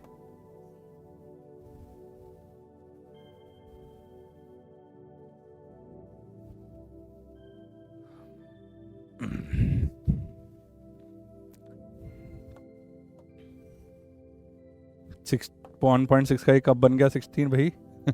1.6 into root 3 plus 1 upon 2, जो कि है 0.8 इंटू रूट 3 प्लस 1 मीटर्स. तो हम ये आंसर निकाल चुके थे 0.8 इंटू रूट 3 प्लस 1 मीटर्स, जो कि हमने दोबारा निकाला है 0.8 इंटू रूट 3 प्लस 1 मीटर्स. आप मुझे कमेंट करके बताइएगा कि ये क्वेश्चन इतने आसान आपको इसके पहले कब लगे थे, अगर आपने इसको अपने आप ट्राई किया है तो. सो ये रहा मेरा क्वेश्चन नंबर 8. और अब हम आ गए 9 की तरफ. The angle of elevation of the top of the building from the foot of the tower is 30 degree. The angle of elevation of the top of the building from the foot of the tower is 30 degree. तो एक elevation है, top of the building है, 30 degree दूर है. मतलब 30 degree के elevation में तो काफी दूर है. And the angle of elevation of the top of the tower from the foot of the building is 60 degree. अच्छा, तो बिल्डिंग के फुट से टावर को देखने के लिए 60 डिग्री ऊपर उठाना पड़ता है, और टावर के फुट से बिल्डिंग को देखने के लिए 30 डिग्री उठाना पड़ता है. तो भाई यहाँ पे मुझे ये तो बात समझ में आ गई है कि एक चीज छोटी है और एक चीज लंबी है. आपको दिख रहा है ये एंगल ज़्यादा है, ये एंगल कम है. यहाँ पे लिखा हुआ elevation of the top of the tower from the foot of the building is 60 degree. तो टॉप ऑफ द टावर, ये टावर है और ये है बिल्डिंग, और ये 60 डिग्री है, 30 डिग्री है. If the tower is 50 metre high, दे ही दिया tower 50 metre high, and we have to find the height of the building. बहुत ही आसान क्वेश्चन है भाई. ये 50 मीटर हाई है, ये 60 डिग्री के ट्रायंगल है, तो भाई ये तो छोटी साइड है, ये 50 अपॉन रूट 3 होना ही है. और अगर ये 50 अपॉन रूट 3 होना है तो ये कितना होना चाहिए, आप खुद सोच के बताओ. ये किसी का रूट 3 टाइम्स है, हैं? इसको 50 अपॉन रूट 3 करो, 50/3 आ जाएगा. तो 50/3 मीटर टॉल बिल्डिंग है. ये तो रेड लाइट में ही हमें समझ में आ गया है. खैर, हम इसे ग्रीन लाइट पे करके देखेंगे और समझेंगे इसको. एक बार और समझना है? अच्छा ठीक है, मैं समझ गया. आपको ये बात अच्छे से समझ में आई नहीं. अब मैं इसको दूसरी तरीके से बताता हूँ. देखो, ये देखिए, ये है एक लंबी बिल्डिंग, ये है एक लंबा टावर, और ये एक लंबी बिल्डिंग, और ये है 60 डिग्री, और ये है 30 डिग्री, और ये रहा आपका 50 मीटर्स. ये अगर x है तो ये x रूट 3 है, ये आपको पता है भाई. 30 में लंबी हो जाती है साइड ये. और अगर ये x रूट 3 है तो ये x अपॉन रूट 3 है. या मैं बोलूं कि ये जो हाइट है ये इसकी रूट 3 टाइम्स है, तो इसकी रूट 3 टाइम्स होगी, 3x हो जाएगी. तो 3x इज इक्वल टू 50 हो गई, तो x इज इक्वल टू 50/3. एक और तरीके से हमने इसको 50/3 निकाला. हम इतना क्यों कर रहे हैं, हम इतने डिफरेंट तरीके से आंसर्स क्यों निकाल रहे हैं? ताकि आपके लिए ये हाइट्स एंड डिस्टेंस की एक्सरसाइज ऐसी समाप्त हो जाए कि आपको लगे कि वाह, मैं सपने में भी कोई भी क्वेश्चन कर सकता हूं. आइए ग्रीन लाइट पे इसको करके देखते हैं. देखिए, तो ग्रीन लाइट पे ये नजर आ रहा है कि टावर बहुत लंबा है, 60 डिग्री पे ऐसे खींच रखा है, और ये है हमारे पास बिल्डिंग जो कि 30 डिग्री पे है, 30 60, और ये टावर है 50 मीटर टॉल, और ये बिल्डिंग है ABC और ये D. तो हम बोलेंगे इन ट्रायंगल BCD, सबसे पहले हम ये बेस निकालने के BC निकालने के चक्कर में रहेंगे क्योंकि हमें एबीसी को सॉल्व करना है और एबीसी में एबी चाहिए और एबी चाहिए के लिए हमें एक साइड तो चाहिए, तो एक बीसी साइड है जो हम बहुत ही तेजी से निकाल सकते हैं। Triangle BCD tan 60 is equal to DC upon BC is equal to √3 is equal to 50 upon BC. So BC is equal to 50 by √3 metres. तो ये तो हमें पहले ही पता था भाई, ये तो आनी ही थी, वो मैंने मिटा दिया डायग्राम। ये हो गया आपका 50 upon √3। Now in triangle A B C फिर से लगाएंगे हम, tan 30 is equal to A B upon B C, and tan 30 होता है 1/√3। 1/√3 is equal to A B ले लेते हैं हम, हाइट जो हमें निकालनी है h अपॉन बी सी कितना आया है 50 upon √3, therefore h is equal to 50 upon √3 into √3 is equal to 50/3 metres. तो किसी भी तरीके से जाइए आप, किसी भी तरीके से जाइए, किसी भी एंगल से घुसिए इन क्वेश्चंस में, आपको हमेशा यही नजर आएगा कि अगर आपको 30, 60 और 45 डिग्री के ट्रायंगल्स के बारे में सटीक नॉलेज है तो आप इसको कहीं पे भी गलती करने की सोच भी नहीं सकते, आप कहीं से गलती कर नहीं सकते अगर आप करना चाहें तो भी। सो 50/3 कुछ ज़्यादा से ज़्यादा ये हो सकता है कि अगर आपको टीचर बोले कि भाई ये ठीक से नहीं और इसको डिटेल में लिखना था, तो आप बोलेंगे 3 × 3 बचेगा 20 और फिर बोलेंगे 6 2/3 मीटर्स। तो ज़्यादा से ज़्यादा इस आंसर को स्टैंडर्ड फॉर्म में 16 2/3 मीटर्स लिखा जा सकता है और इसका कुछ नहीं हो सकता, right. Now two poles of equal height, ये क्वेश्चन को मैं स्पेसिफिकली बोलूंगा कि मुझे बहुत पसंद था when I was a kid. Two poles of equal heights are standing opposite to each other on either side of the road, which is 80 meter wide. From a point between them on the road, the angle of elevation of the top of the poles are 60 degree and 30 degree respectively. Find the height of the poles and the distance of the point from the poles. तो ये हुई ना बात, ये कुछ दमदार question है। मजे की बात यह है कि हाइट ऑफ पोल्स बराबर है, ये रहे दो पोल्स और ये दोनों 80 मीटर अपार्ट हैं, ठीक है। अब एक ऐसा पॉइंट है रोड पे जहां पे एक पोल का टॉप 30 डिग्री पे नजर आ रहा है और एक पोल का टॉप 60 डिग्री पे नजर आ रहा है, तो वो पॉइंट लेट से इस साइड ले लेते हैं। क्यों? क्योंकि भाई ये 60 जैसा दिखना चाहिए भाई, है कि नहीं, और ये 30 जैसा दिखना चाहिए। क्लियर? अब हमें बताना है कि भाई ये पोल का ये जो पॉइंट है जहां से ये ऑब्जर्वर ऑब्जर्व कर रहा है, ये पॉइंट कितनी दूर है और ये पोल की हाइट क्या है। तो भाई रेड लाइट पे तो मैं बाज आऊंगा नहीं इसको सॉल्व करने से। ये h नजर आ रहा है तो मुझे ये h √3 नजर आ रहा है, और ये h नजर आ रहा है तो मुझे ये h अपॉन √3 नजर आ रहा है, और इन दोनों को जोड़ दूं तो 80 नजर आ रहा है। तो मुझे तो सब कुछ ही मिल गया। कैसे? h √3 plus h by √3 is equal to 80। इसमें हो जाएगा 3h plus h 4h is equal to 80 √3 और h इज इक्वल टू 20 √3। तो अगर h मेरा ऐसे ही निकल गया है 20 √3 और ये 20 √3 अपॉन √3 करूंगा तो 20 आ जाएगा, ये तो ये 20 हो जाएगा और ये 60 मीटर हो जाएगा। तो मुझे तो सब कुछ ही मिल गया। मुझे ये भी पता चल गया कि ये पॉइंट कहाँ पे है। ये पॉइंट है 20 मीटर एक जगह से दूरी और दूसरी जगह से ये, और मैंने आपको बोला भी था कि 60 डिग्री और 30 डिग्री वाले में जो होता है वो 3 गुने का फर्क होता है। अगर वो एक साइड ही हो, ये 60 और ये 30, तो ये 3 होता है और ये 1 होता है, तो ये 2 टाइम्स होता है बीच में, राइट। ये मैंने आपको बताई थी बात, यहां नजर भी आ रहा है। देखो ये 20 आया तो ये 60 आया। तो अगर आप कॉमन सेंस के साथ उतरेंगे ना एग्जाम में, तो भाई गलती हो जाने दो गलती, लेकिन गलती पकड़ी जाएगी और आप उसको ठीक कर लेंगे। यहां पे देखिए आपको पहले से पता था ये 20 है तो 60, अब 20 की जगह यहाँ पे 80 आता तो मैं उसको रीचेक करने लग जाता कि जरूर मैंने कोई ना कोई गलती कर दी है।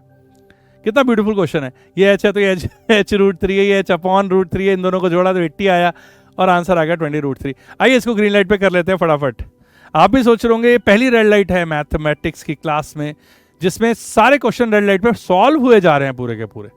Okay, let's do this. These are the two poles. These are the two poles. 80 meters apart.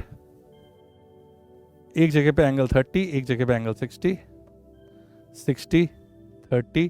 Poles की height A B C D, दोनों की हाइट h। इसका नाम रहता है डी के और ये हो गया आपका के बी। तो मैं बोलूँगा कि इन triangle A K B tan 60 is equal to h upon इसका नाम क्या रखूँ मैं, x एंड y, तो h अपॉन y and y is equal to h upon √3। Now ये हो गई हमारी पहली, तो यहाँ पे h अपॉन √3 आ गया, जो कि हमारा आया भी था h upon √3। Now in triangle CKD tan 30 degree is equal to h upon x, so x is equal to h√3, ये भी निकल आया x is equal to h√3। अब हमें पता है कि x plus y is equal to 80 है, तो भाई अब हमें करना ही पड़ेगा x plus y is equal to 80, so x कितना आया भाई, x आया h√3, तो h√3 plus h upon √3 is equal to 80। हम लोग करेक्ट वैल्यू डाल रहे हैं, यस करेक्ट डाल रहे हैं, तो ये हो गया आपका h, इसमें √3 मैं एलसीएम ले लेता हूँ, 3h plus h is equal to 80 and 4h is equal to 80√3 और h is equal to simply 80/4 that is 20√3 metres. Now वो कहाँ खड़े हैं ये भी निकालना है, सो y है आपका h upon √3, so y is equal to 20√3 upon √3 is equal to 20 metres, so 20 meters and 60 meters. Why I am writing 20 and 60?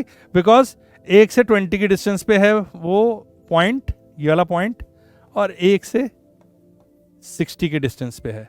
सो कितने ही आराम से ये आंसर आ चुका है, 20√3 मीटर आ गया है। पोल्स की हाइट, दोनों की हाइट सेम है, इसलिए दोनों का आंसर 20√3 मीटर्स है, और एक पोल से वो डिस्टेंस है 20 मीटर्स का और दूसरे से 60 मीटर्स का। आइए करते हैं अगला question. A TV tower stands vertically on a bank of a canal. From a point on the other bank directly opposite to the tower, the angle of elevation of the top of the tower is 60 degree. ठीक है, कोई बात नहीं, 60 degree है। From another point 20 meter away from this point on the line joining the point in the front of the tower, the angle of elevation of the tower is 30 degree. Find the height of the tower and the width of the canal. So भाई यहाँ पे तो काफ़ी पानी वानी भी है, ये रहा आपका पानी, ये है कैनाल, यहाँ पे पानी बह रहा है, और भाई टावर खड़ा हुआ है कॉर्नर में, ये नदी या कैनाल है छोटी सी, और कैनाल के कोने पे टावर का एंगल ऑफ एलिवेशन आ रहा है 60 डिग्री।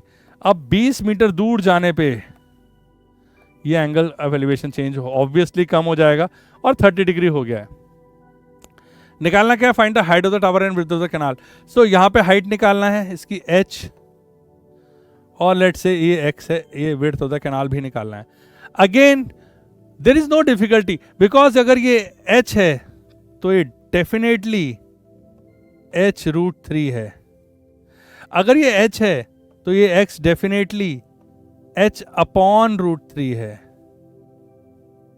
तो मैं इसमें क्या करूं, h upon √3 plus 20, colour change करके आपको दिखाता हूं, आपको मजा आएगा।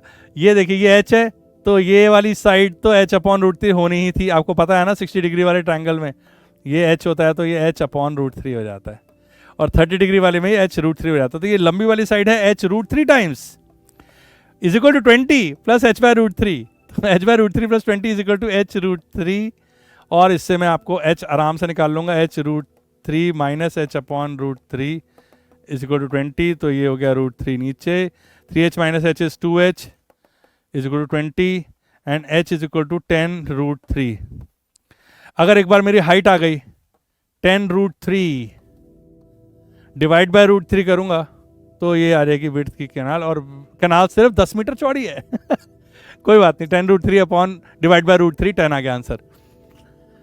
आप मुझे कमेंट करके बताइए कि आपको ये क्वेश्चंस को रेड लाइट पे सॉल्व करना कैसा लग रहा है, बिकॉज ये आप एग्जाम में जब करेंगे ना आपको बहुत मजा आएगा, क्योंकि you will be so confident कि लेके आओ, आप लेके आओ हाइट्स एंड डिस्टेंस का क्वेश्चन, गलत करने का तो कोई चांस ही नहीं है, राइट। आइए देखते हैं इसको ग्रीन लाइट पे कैसे सॉल्व करना है। तो ये रही हमारे डायग्राम दिया हुआ है, तो ए बी BC को ले लेते हैं हम, कुछ BC को ले लेते हैं हम, लेट्स से AB को ले लेते हैं पहले H, और BC को निकालते हैं H की फॉर्म में। तो in triangle ACB, tan 60 degree is equal to H upon BC is equal to √3 and therefore BC is equal to H upon √3। तो ये तो निकलना ही था H upon √3, बिकॉज ये तो निकलना ही था H upon √3। अब ये एक बार H upon √3 आ गया तो हम लेंगे in triangle ADB and this will be tan 30 degree is equal to H upon BD। तो ये हो गया आपका 1 upon √3। Now what is BD? BD is 20 plus H upon √3। तो हम इसको सॉल्व करेंगे। H upon 20 plus H upon √3 is equal to 1 upon √3। Therefore √3H is equal to 20 plus H upon √3। अब मैं इसको दूसरे पेज पे सॉल्व करता हूँ ताकि आपको अच्छे से क्लियर नजर आए। √3H is equal to 20 plus H upon √3।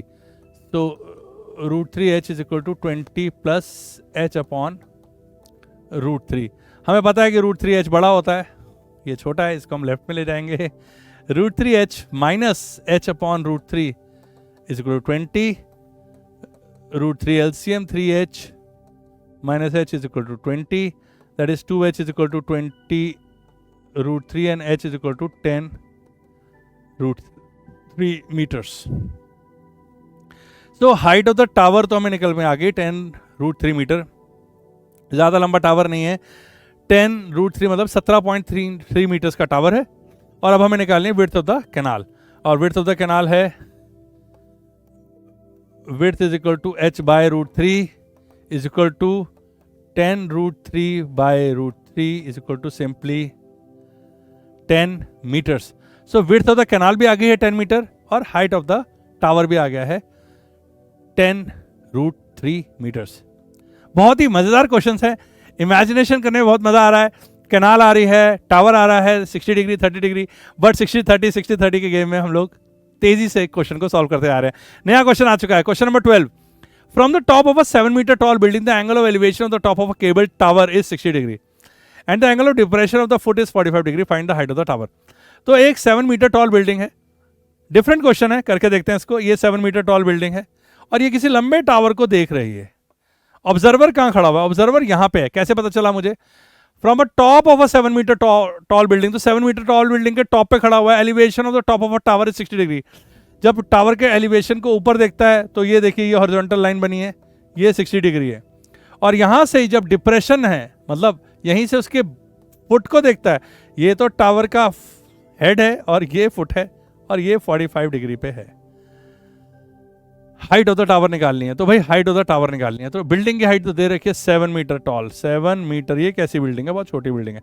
7 metre toll, तो ये हुआ 7, ये हुआ x और ये हुआ 7 + x। तो हमारी नजर किस में रहेगी? हमारी नजर रहेगी 7 + x निकालने में। ये 7 है, ये 7 है, देखिए कितने खूबसूरती से निकलता है। 45 डिग्री है, ये 45 डिग्री है, ये 7 है, तो इसको भी 7 होना चाहिए। देख रहे हैं ना आप, ये भी 45 ही तो है, ये 7 होना चाहिए। अगर ये 7 है तो ये भी 7 होना चाहिए।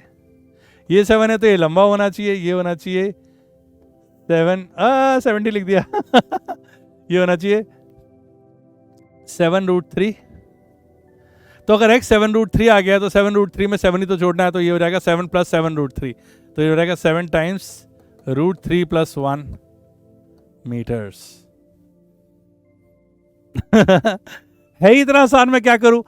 मेरे से रहा ही नहीं जाता। जब मैं ट्रायंगल बनाता हूं और मुझे साफ साफ, मैंने जब से 30 डिग्री 60 डिग्री और 45 डिग्री वाली चीज़ों को समझा है, मुझे ट्रायंगल बनाते ही आंसर नजर आने लग जाता है। मैं उसको लिखने का भी मन नहीं करता, बट एग्जाम में आपको लिखना है तो आप स्टेप वाइज लिखिए। देखिए डायग्राम बनाइए, बिल्कुल नीट एंड क्लीन, प्रोपोर्शनेट। तो ये हुआ मेरा टावर, ये हुई 7 मीटर की छोटी सी बिल्डिंग। ये देखिए angle of elevation of the top है 60 डिग्री, एंगल ऑफ डिप्रेशन ये वाला एंगल है 45, और इस 45 की वजह से ये एंगल हो गया है 45। ये है 7 मीटर टॉल बिल्डिंग। नाम दे देते हैं इसका ABCDE। ओके, सो हम लेते हैं पहले in triangle CDE 1045 is equal to ED upon DC is equal to 7 upon DC is equal to 1. Therefore DC is equal to 7 metres. So DC निकालना नहीं था बट निकालना पड़ गया 7 मीटर्स. अब मैं लिखूंगा EB जो है वो DC के बराबर है और वो भी हुई 7 मीटर्स. तो ट्रायंगल AE और B में अगर मैं देखूं तो tan 60 degree is equal to, इसको हम ले लेते हैं x. So x upon 7 is equal to √3. x is equal to 7 times √3. Root पहले बना दिया मैंने. 7 times √3. Now height is equal to x plus 7 is equal to 7 times √3 plus 7 which is equal to 7 times √3 plus 1 metres. तो अगर मैं इसको 7 times √3 plus 1 लिखूं, या आपकी टीचर अगर बोलती है तो आप इसको मल्टीप्लाई कर सकते हो. 7 इंटू √3 प्लस 1 को आप मल्टीप्लाई करेंगे तो देखिए क्या हो जाता है. ये √3 प्लस 1 हो जाएगा 7 into 2.732 and 7 to the 14, 1 7 to the 21, 22, 2 7 7 to the 49, 51, 5 7 to the 14 and 19.124 metres. तो अगर आपको डेसिमल में भी आंसर निकालने का मन है तो आप निकाल सकते हैं. अगर आपकी बुक में लिखा हुआ है कि भाई आपको निकालना है तो निकाल सकते हैं, वरना आप 7 टाइम्स √3 प्लस 1 मीटर भी एक डिसेंट आंसर है. बट टाइम है तो आप पूरा निकालिए आराम से, कौन सी जल्दी हो रही है हमें, है. Next question. As observe from the top of the 75 metre high lighthouse from the sea level the angle of depression of 2 ships. ये क्वेश्चन मुझे बहुत ही प्यारे लगते हैं. Angle of depression of 2 ships है तो लाइट हाउस में खड़े होकर देखना है, वो शिप आ रहा है, एक वो शिप आ रहा है. इन क्वेश्चन में क्या खास बात होती है मैं आपको बता दूं, जहां पे गड़बड़ होती है. ये रहा आपका लाइट हाउस. अब यहाँ पे समुद्र है, ये समुद्र है. समुद्र मैं बनाऊंगा बिल्कुल ब्लू कलर का, मजा आ जाएगा आपको देख के. ये रहा आपका समुद्र और अब 2 शिप नजर आ रहे हैं. तो ये 2 शिप जो हैं, ये रहा ऑब्जर्वर की हॉरिजॉन्टल लाइन 60 डिग्री पे शिप, 30 डिग्री पे शिप. ये शिप की कंडीशन ऐसी भी हो सकती है, या फिर 60 डिग्री ये और 30 डिग्री यहां, ये भी हो सकती है. तो इसमें क्या डिफरेंस है देखिए, ये 30 और ये 60, ये दोनों शिप्स जो हैं वो on the other side of the light house है, जबकि ये 60 और ये 30 वाले जो शिप है ऑन द सेम साइड है. तो एक ये शिप है और एक ये शिप है, और या फिर एक ये शिप है और एक ये शिप है. तो आप देख सकते हैं जो 2 राइट वाले शिप हैं ये on the other side, on the either side of the light house है. और अगर वो शिप दोनों साइड में होते तो डायग्राम ऐसा बनता. तो अगर डायग्राम इधर बना, यहाँ पे क्या है कि an observer from the top of the this from the depression of the ships 30 degree exactly behind each other. तो if ship are exactly behind each other मतलब ये वाली फिगर है ना, दोनों साइड में है. एक तो ये बात इसमें देखने लायक है ना. इसमें मजे की बात ये है कि यहाँ पे भी 60 और 30 आ चुका है. ठीक है, ये 2 शिप हैं, ये रहा और ये रहा. मुझे पहले ही पता है ये x है तो ये वाली पोर्शन 2x है. ऐसे ही बोल रहा हूँ, मुझे पता नहीं इसकी जरूरत पड़ेगी नहीं पड़ेगी. Oh my God, oh my God, oh my God, ये नहीं होगा. ये 30 डिग्री और 45 डिग्री है, मैंने तो देखा ही नहीं. ये 30 डिग्री और 45 डिग्री है भाई. यहाँ पे 60 और वो नहीं है, वी आर ओवरवेल्म्ड. ये 45 है और ये 30 है. ठीक है, करना क्या है, 75 मीटर टॉल है, हमें ये निकालना है. बट क्या फर्क पड़ता है, अगर ये 75 है तो ये 75 होके रहेगा क्योंकि 45 डिग्री है, और ये 75 √3 होके रहेगा. तो ये 75 √3 माइनस 75 ही तो होगा. तो ये 75 इंटू 0.732 ही तो होने वाला है. तो क्या होने वाला है भाई, कोई प्रॉब्लम नहीं है, हम इस क्वेश्चन को यूं सॉल्व कर देंगे क्योंकि हमें पता है कि 45 डिग्री का एंगल पे ट्रायंगल कैसा बिहेव करता है और 30 डिग्री पे कैसा बिहेव करता है. आइए इसे ग्रीन लाइट पे सॉल्व करते हैं. ये देखिए, ये रहा आपका लाइट हाउस जो कि है 75 मीटर टॉल. ये 60 degree,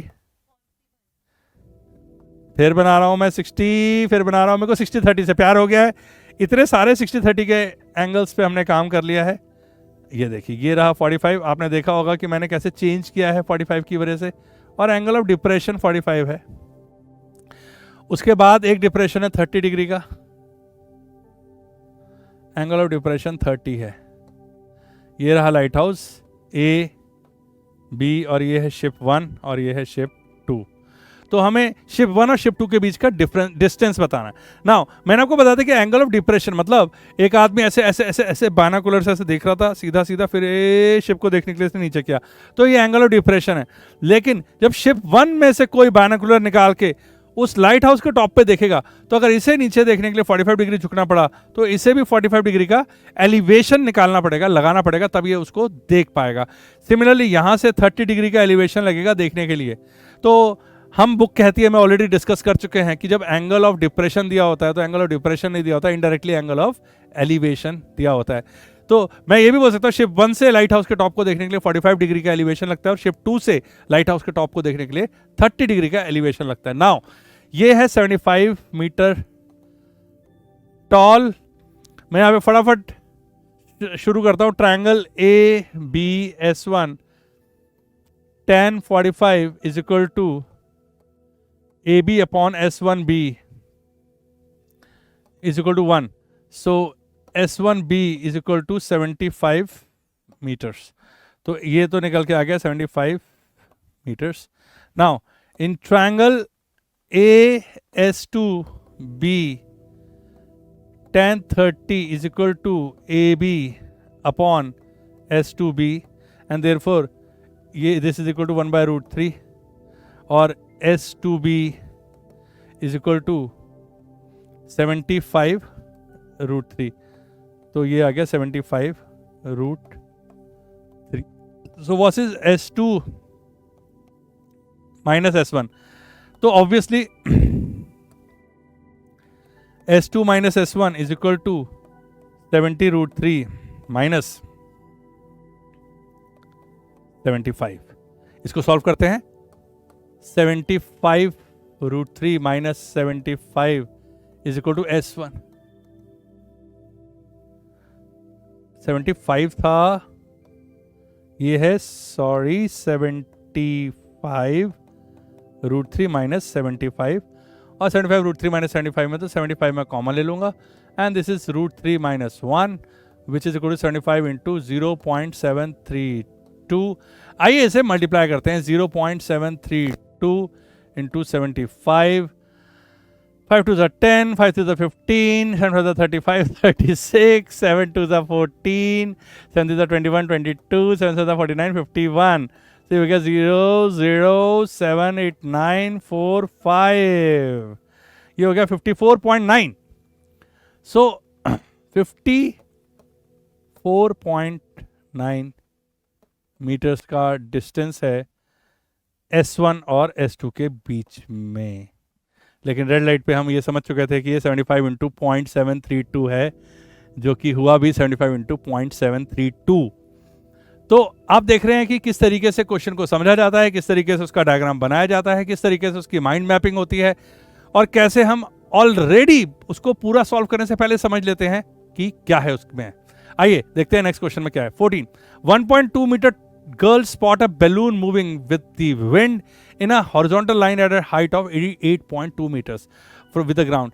The angle of elevation of the balloon from the eye of the girl at any instance is 60 degree. After some time, the angle of elevation reduces to 30 degree. Find the distance traveled by the balloon during the interval. So यहाँ क्या हो रहा है देखिए, मैं यहाँ खड़ा हूँ, मैंने ऐसे देखा वो रहा बैलून, वो रहा देखो उड़ रहा, और थोड़ी देर बाद देखा तो वो देखो दूर चला गया वो। तो जब बैलून आपके हेड के ऊपर था तो एंगल 60 डिग्री था, और जब वो काफ़ी दूर चला गया तो एंगल 30 डिग्री हो गया। नाउ ये 60 से 30 तो होना ही था क्योंकि ये दूर चला गया है, राइट। द थिंग इज कि इसने अपना ऑल्टीट्यूड लूज नहीं किया है, पहले भी 88.2 था, बाद में भी 88.2 है। आपको याद होगा बुक कहती है बुक कहती है 8.1 चल रहा था, और मैंने कुछ ऐसे एग्जाम्पल एनसीईआरटी ने दिया था, और मैंने बोला था कि अगर बैलून की हाइट बता देते तो बैलून कितनी दूर गया है ये बता देते, या बैलून कितनी दूर गया है तो हाइट बता देते। वहां पे क्वेश्चन पूछा था, कुछ भी नहीं दिया हुआ था, बस 60 डिग्री और 30 डिग्री दिया हुआ था, और बोला था कि क्या आप बता सकते हैं कि बैलून की हाइट क्या है, तो मैंने बोला था नहीं। लेकिन यहां मैं बता सकता हूं, क्योंकि यहाँ पे हाइट दी हुई है 88.2 मीटर्स। रेड लाइट चल रही है ना, मैं इतना टेंशन को ले रहा हूँ, रेड लाइट चल रही है भाई। रेड लाइट का मतलब होता है मजे करो। ये रहा 60 डिग्री। अरे यार, ये तो मैंने 2 डिफरेंट पॉइंट से बना दिया, रुको। ये रहा आपका 60 डिग्री, और ये थोड़ी दूर जाने के बाद ये हो गया आपका 30। अब ये बताना है कि बैलून कितनी दूर गया। अरे क्या बड़ी बात है। सपोज एक तो ये वैल्यू बड़ी गंदी दी है 88.2, और लड़की भी 1.2 मीटर टॉल है, तो ठीक है ना। 88.2 में से 1.2 हटा दीजिए आप, तो कितना बचा आपका? बचा है 87। तो ये 87 मीटर ऊपर है।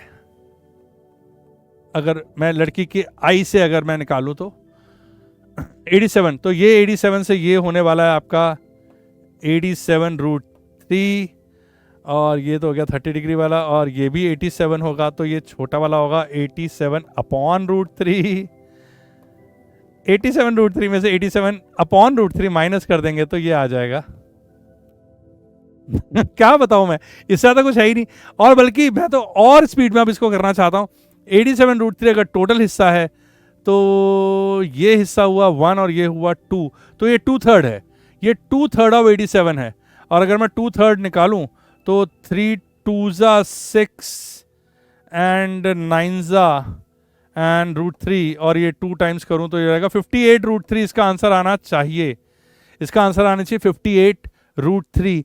तो ये तो देखिए कमाल इस बात का है कि हमें ऑलरेडी ये बात समझ में आ रही है कि 30 डिग्री और 60 डिग्री के ट्रायंगल अगर एक साइड ही बनेंगे तो भाई ये पूरी लेंथ जितनी भी होगी, ये 60 वाले को मिलेगा 1 पार्ट और 30 वाले को मिलेंगे 3 पार्ट, तो इनके बीच का जो गैप होगा वो होगा 2 पार्ट।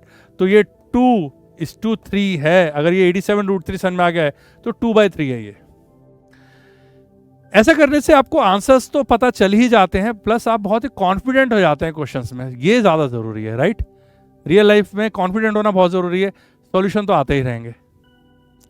आइए करके देखते हैं इसको। तो इसमें मैं लिखूंगा, ट्रायंगल का नाम दे देता हूं मैं, ABCDEFG। तो ये है AB is equal to AC minus BC is equal to 88.2 minus 1.2 is equal to 87 metres. तो पहले तो हमने ये डिक्लेयर कर दिया कि हम ये बात समझ चुके हैं कि ये 87 मीटर्स है, और ये इज इक्वल टू FG भी है, सेम है। तो इन ट्रायंगल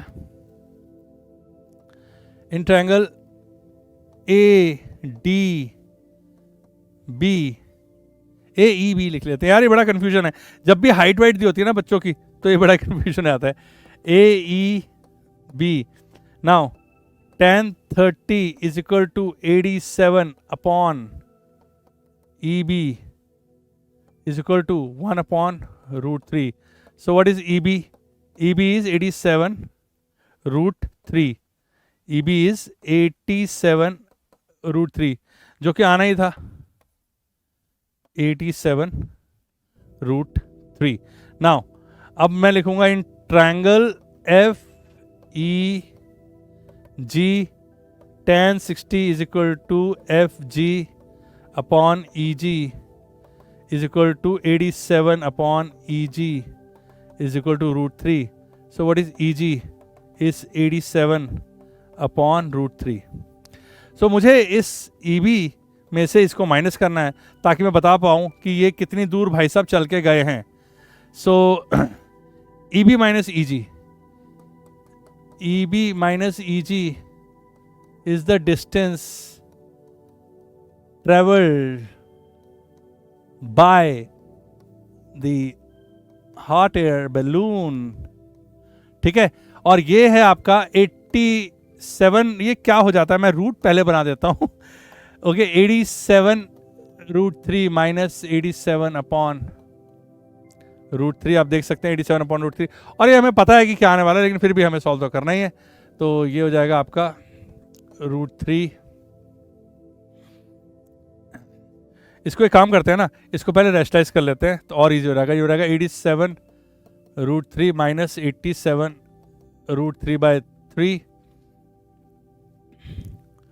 और ये हो गया आपका 7 3 21, 2 8 3 24, 24 5 261√3 माइनस 87√3/3, और ये 267 ये देखिए, ये इसका ट्रिपल है। आप देख रहे हैं 8 या 24 और ये 7 3 21, ये इसका ट्रिपल है। ये जैसे इस ट्रिपल में से सिंगल माइनस होगा ये 2 आएगा। सो ये बेसिकली घूम फिर के ये 2/3 टाइम्स 87√3 आ रहा है। ये मैं आपको बताने के वाला हूं कि आपको यहां पे भी नजर आ रहा है, बट अगर आप इसको सिर्फ माइनस करें तो 261 में से जब 87 जाएगा तो क्या निकलेगा, देखिए आप, ये हो जाएगा आपका 11 में से 7 गया 4, 5 में से 15 में से 8 गया 5 6 7 8 84। ये मैं क्या कर रहा हूँ, ये हो गया आपका 471 174/√3/3, and this will be 5 3s are 15 and 24 8√3 meters, जो कि हमारा पहले भी निकला था 58√3 मीटर्स। तो कहीं कोई डिफिकल्टी है ही नहीं। सॉल्व करते वक्त हमने बस ये देखा कि ये लंबी वाली साइड निकल के आ रही है 87√3 और ये छोटी वाली निकल के आ रही है 87/√3, और ये हमें निकालना था। That's it, easy peasy. Now 15th question, a straight highway leads to a foot of a tower. A man standing at the top of the tower observes a car at an angle of depression of 30 degree which is approaching the foot of the tower with a uniform speed. 6 seconds later, the angle of depression of the car found to be 60 degree. Find the time taken by the car to reach the foot of the tower from this point. ये question मुझे शुरुआत में बहुत हैरान करता था कि भाई एक कार की एंगल ऑफ डिप्रेशन दिया हुआ है टावर के ऊपर से, ये एंगल ऑफ डिप्रेशन दिया हुआ है पहले दिया हुआ है 30 और फिर 60 हो गया ना, तो पहले 30 डिग्री तो ऐसे दिखा, तो वो आ रही कार, और जब थोड़ी दूर में चल पे आ गई तो मतलब ये आ गई कार, तो कार पास आ गई है, और उस वक्त एंगल ऑफ डिप्रेशन हो गया है 45। नाउ 30 डिग्री पे और मैं एंगल ऑफ एलिवेशन 30 to 60 हुआ है। यार मैं क्या कर रहा हूं,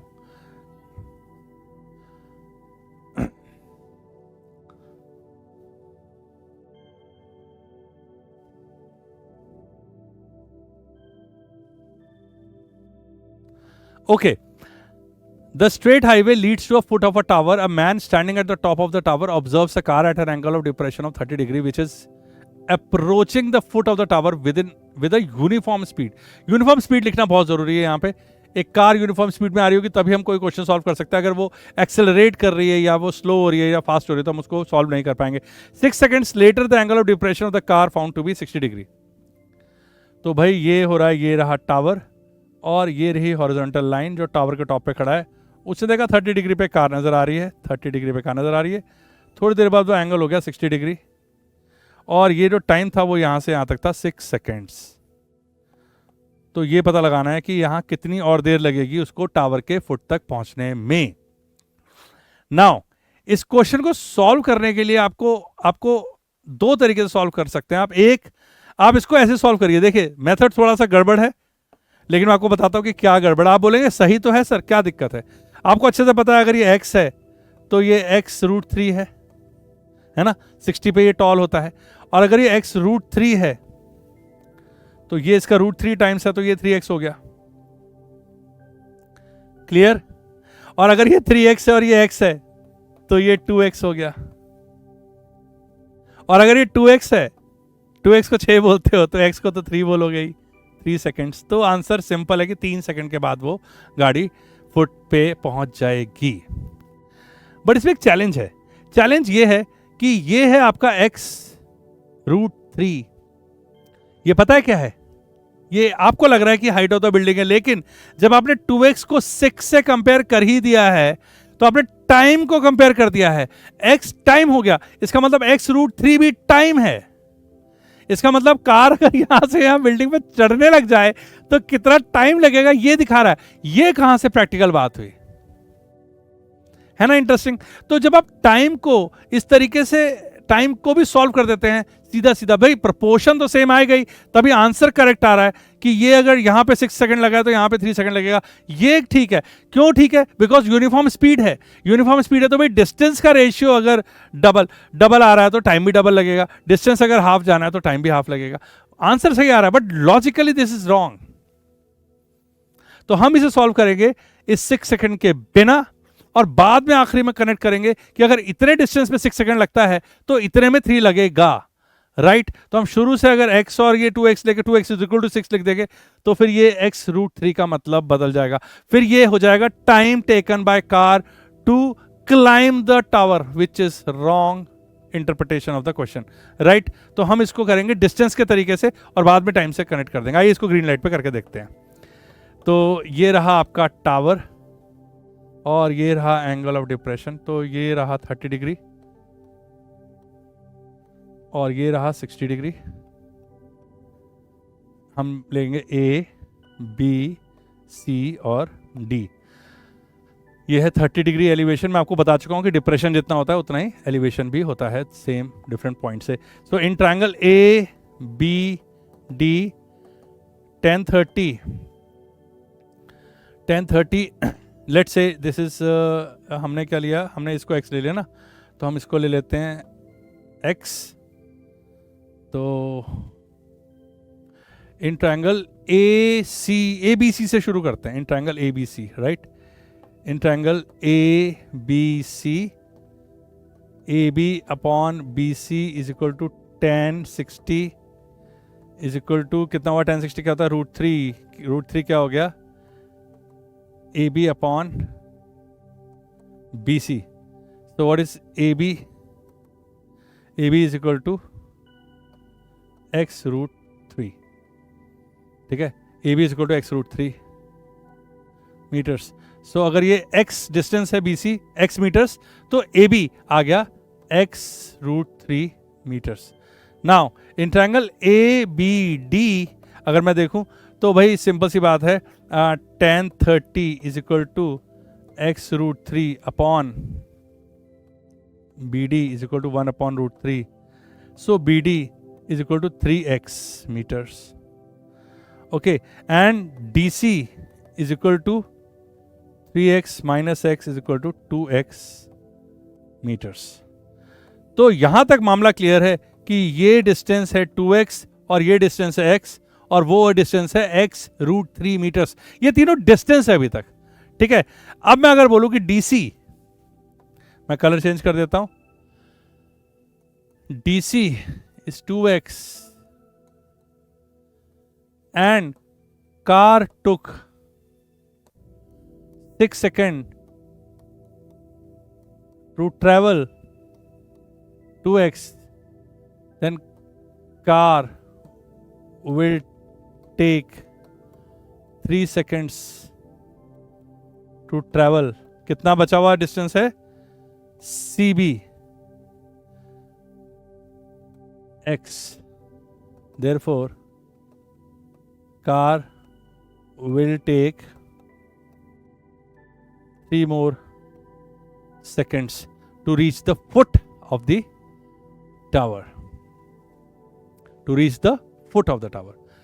Now कैसा लगा आपको ये एप्लीकेशन ऑफ ट्रिग्नोमेट्री? बिकॉज इसमें 15 क्वेश्चन में वैरायटी हमने जो थी एनसीईआरटी में वो सारी की सारी कवर की है, और रेड लाइट में खास तौर से हमने ये देख लिया कि भाई उस क्वेश्चन में 30 डिग्री, 60 डिग्री और 45 डिग्री के एंगल्स के अलावा कुछ है नहीं करने के लिए।